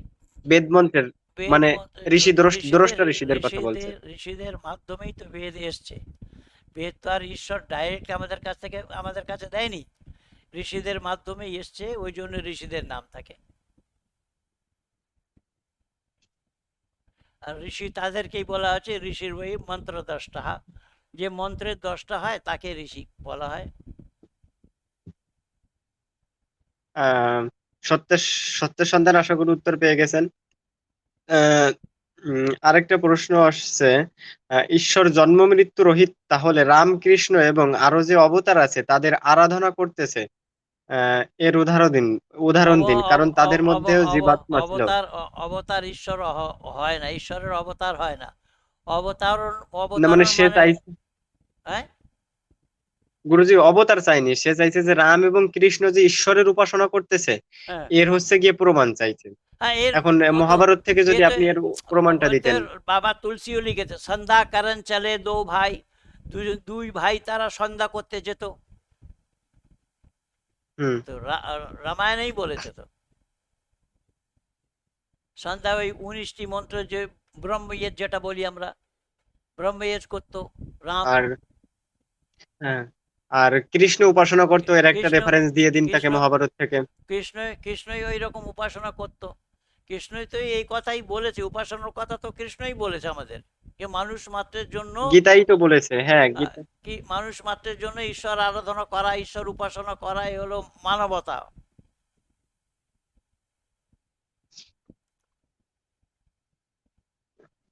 আচ্ছা গুরুজি, আমি একটা পার্সোনাল প্রশ্ন করব, সেটা হচ্ছে শ্রী শ্রী রামকৃষ্ণ কথামৃত থেকে। রামকৃষ্ণ কথামৃতর কাছে একজন জিজ্ঞেস করছে যে ঈশ্বর কি দর্শন করা যায়? রামকৃষ্ণ উত্তর দিছে যে একত্রিশশো হ্যাঁ বলো অবশ্য পৃষ্ঠা কি? করা যায়। মাঝে মাঝে নির্জনে বাস, তার নাম গুণ, বস্তু বিচার এইসব উপায় অবলম্বন করতে হয়। আবার প্রশ্ন করছে যে কি অবস্থাতে তাকে দর্শন করতে হয়? তখন শ্রী রামকৃষ্ণ বলছে যে খুব ব্যাকুল হয়ে কাঁদলে তাকে দেখা যায়। এটা কতটা যৌক্তিক এবং কতটা সত্য বলে মানা যায়, তাই বলেন? রামকৃষ্ণ 1 নম্বরের পথভ্রষ্ট এবং মানুষকে পথভ্রষ্ট করেছে। রামকৃষ্ণ ঈশ্বর সম্বন্ধে কোনো ধারণাই ছিল না, কোনো জ্ঞানও ছিল না, না রামকৃষ্ণের ছিল না বিবেকানন্দের ছিল। বিবেকানন্দ যখন রামকৃষ্ণের কাছে গেল, বাবা আপনি মাকে দেখিয়াছেন হ্যাঁ নাকি? তো মাকে দেখিব কি রে শালা, মায়ের সঙ্গে কথাও বলিয়াছি, এই বলছে। তো মায়ের সঙ্গে কথাও হ্যাঁ বলিয়াছি। এখানে এখন কালীকে যদি বলে মা বলায়, তো মা বলতে গেলে, কালীকে মা বলতে গেলে কোনো অসুবিধে নেই। বেদ বলা হচ্ছে তম হিনা পিতা বসত মাতা শতকত ভবিতা ধাতে সুমনামি মহে।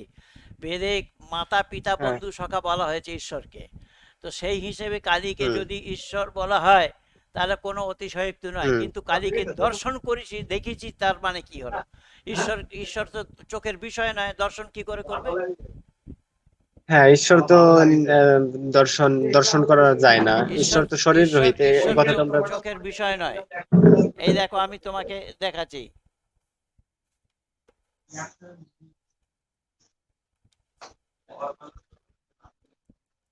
আরো আরো কিছু প্রশ্ন আসছে গুরুজি। এই দেখো তোমার রামকৃষ্ণ, রামকৃষ্ণর লীলা প্রসঙ্গ, রামকৃষ্ণর লীলা প্রসঙ্গ।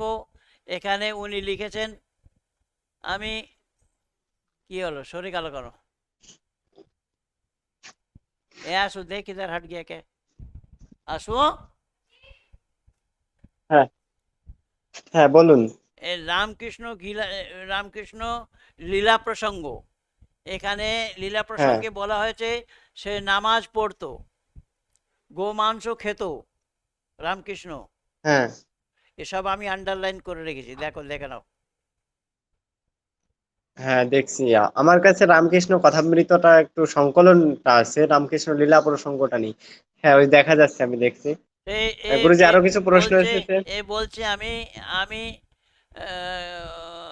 নামাজ পড়েছি এবং গো,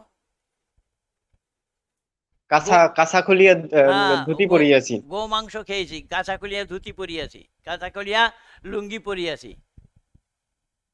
হ্যাঁ আর এইসব লোকেদের যদি ধার্মিক বলে মনে করে, তাহলে এরা ধর্মকে কোথায় নিয়ে গেছে চিন্তা করো এবার। হ্যাঁ সেটাই সমাজের বড় দুঃখজনক ব্যাপার স্যাপার। আরো কিছু প্রশ্ন আসছে, আমি পড়ে তুমি শোনাচ্ছি আপনাকে। রাতভর করবে, অনেক সময় হয়ে গেল তো। আহ, আর কিছু প্রশ্নের উত্তর দিবেন। ঈশ্বর জন্ম মৃত্যু রহিত, ও না ওটা তো হয়েছে। বেদে যে ঈশ্বর হাত হাত পা মাথা চোখ সবই আছে, এগুলো আবার কোনগুলো মাথা? বেদে নাকি ঈশ্বরের হাত পা মাথা চোখের কথা বলা হয়েছে। বলা হয়েছে, এটা বলা হয়েছে হাত পা চোখের কথা, মাথার সেটা কথা কি বলা হয়েছে। কি অর্থে আর কি সেটা জানতে চাইছে। সহস্র সের বলা হয়েছে। সেটা সেটা বলা হয়েছে যেমন মানুষ দু চোখ দিয়ে দেখে, সেই রকম ঈশ্বর সহস্র নয়ন দিয়ে দেখে। এতে অসুবিধে কি হয়েছে? এতে অসুবিধার কি আছে? বুঝতে পারছি।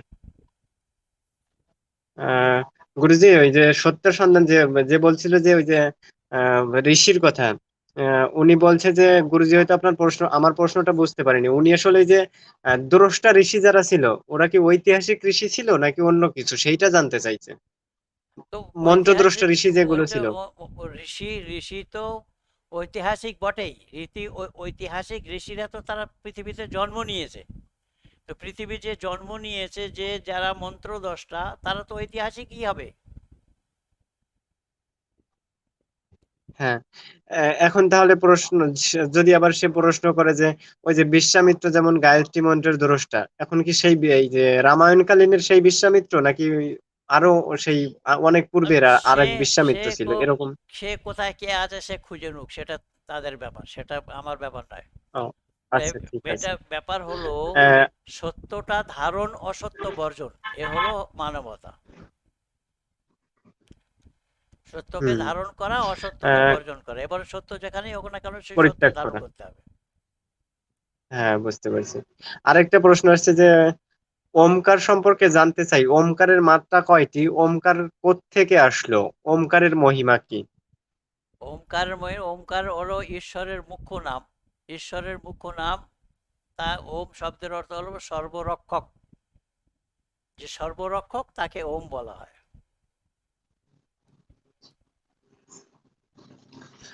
আরেকটা কথা হয়তো প্রচলিত আছে, আপনি শুনেছেন যে বেদ হচ্ছে সম্ভবত গাভী, আহ, আহ, মানে গীতা হচ্ছে গিয়ে সার নিয়ে মানে দুধ হচ্ছে উপনিষদ এমন কি কি, আর হচ্ছে ননি হচ্ছে গীতা টিতা, এই এরকম একটা প্রবাদ আছে। এই এই বিষয়ে আপনার কি এসব মন মতামত? মন গড়ন্ত কথা, এসব মন গড়ন্ত কথা। মন গড়ন্ত কথা। হম হ্যাঁ আপনাকে নমস্তে জানাইছে দুইজন, পরশ কুমার নিলয়, আরেকজন হচ্ছে নীলকান্ত বর্মন। অশেষ ধন্যবাদ, নমস্তে। সাগর রায় নামে আবার কমেন্ট করছে, গীতায় যে বারবার বলা হয়েছে আমাকে ভাবিয়ে দেহ ত্যাগ করলে মুক্তি লাভ হবে, তাহলে নিরাকার ঈশ্বরকে ভাববো কিভাবে? আর মুক্তি লাভ হবে, আমি গীতা কি বলেছে? গীতাতে প্রক্ষিপ্ত আছে, 50 বার বলা হয়ে গেল এই যাবৎ। যখন থেকে বসছি তখন থেকে নিয়ে বলছি, তো এই কানে যাচ্ছে না? এই কি বলবো, এরা হয়তোবা কেউ নতুন আসতেছে, নতুন অ্যাড হচ্ছে, হয়তোবা এই কারণে সমস্যা হচ্ছে এদের।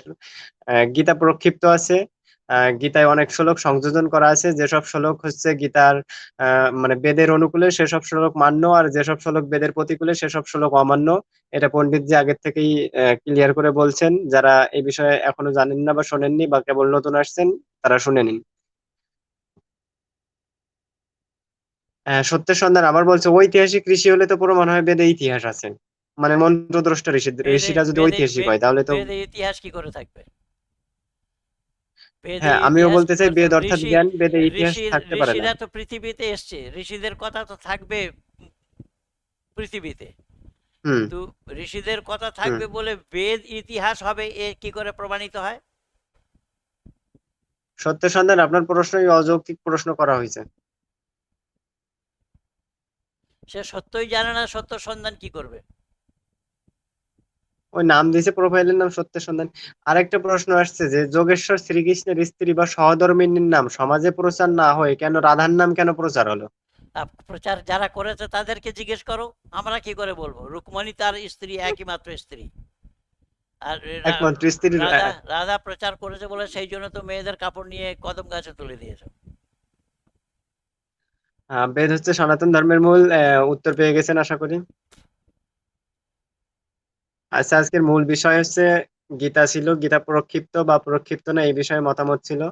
কারণ আমাকে তুষারকান্তি সরকার নামে এক ব্যক্তি বলছিল যে গীতায় বেদ বিরোধী কোনো শ্লোক নেই বা গীতা প্রক্ষিপ্ত না, সেটা এ নিশ্চিত এবং নিশ্চিত হয়ে সম্পাদিত করছে। এই কারণে আমি পণ্ডিতজির সাথে আলোচনার ব্যবস্থা করছিলাম। তাকে অনেক সময় হয়েছে তাকে অনেক।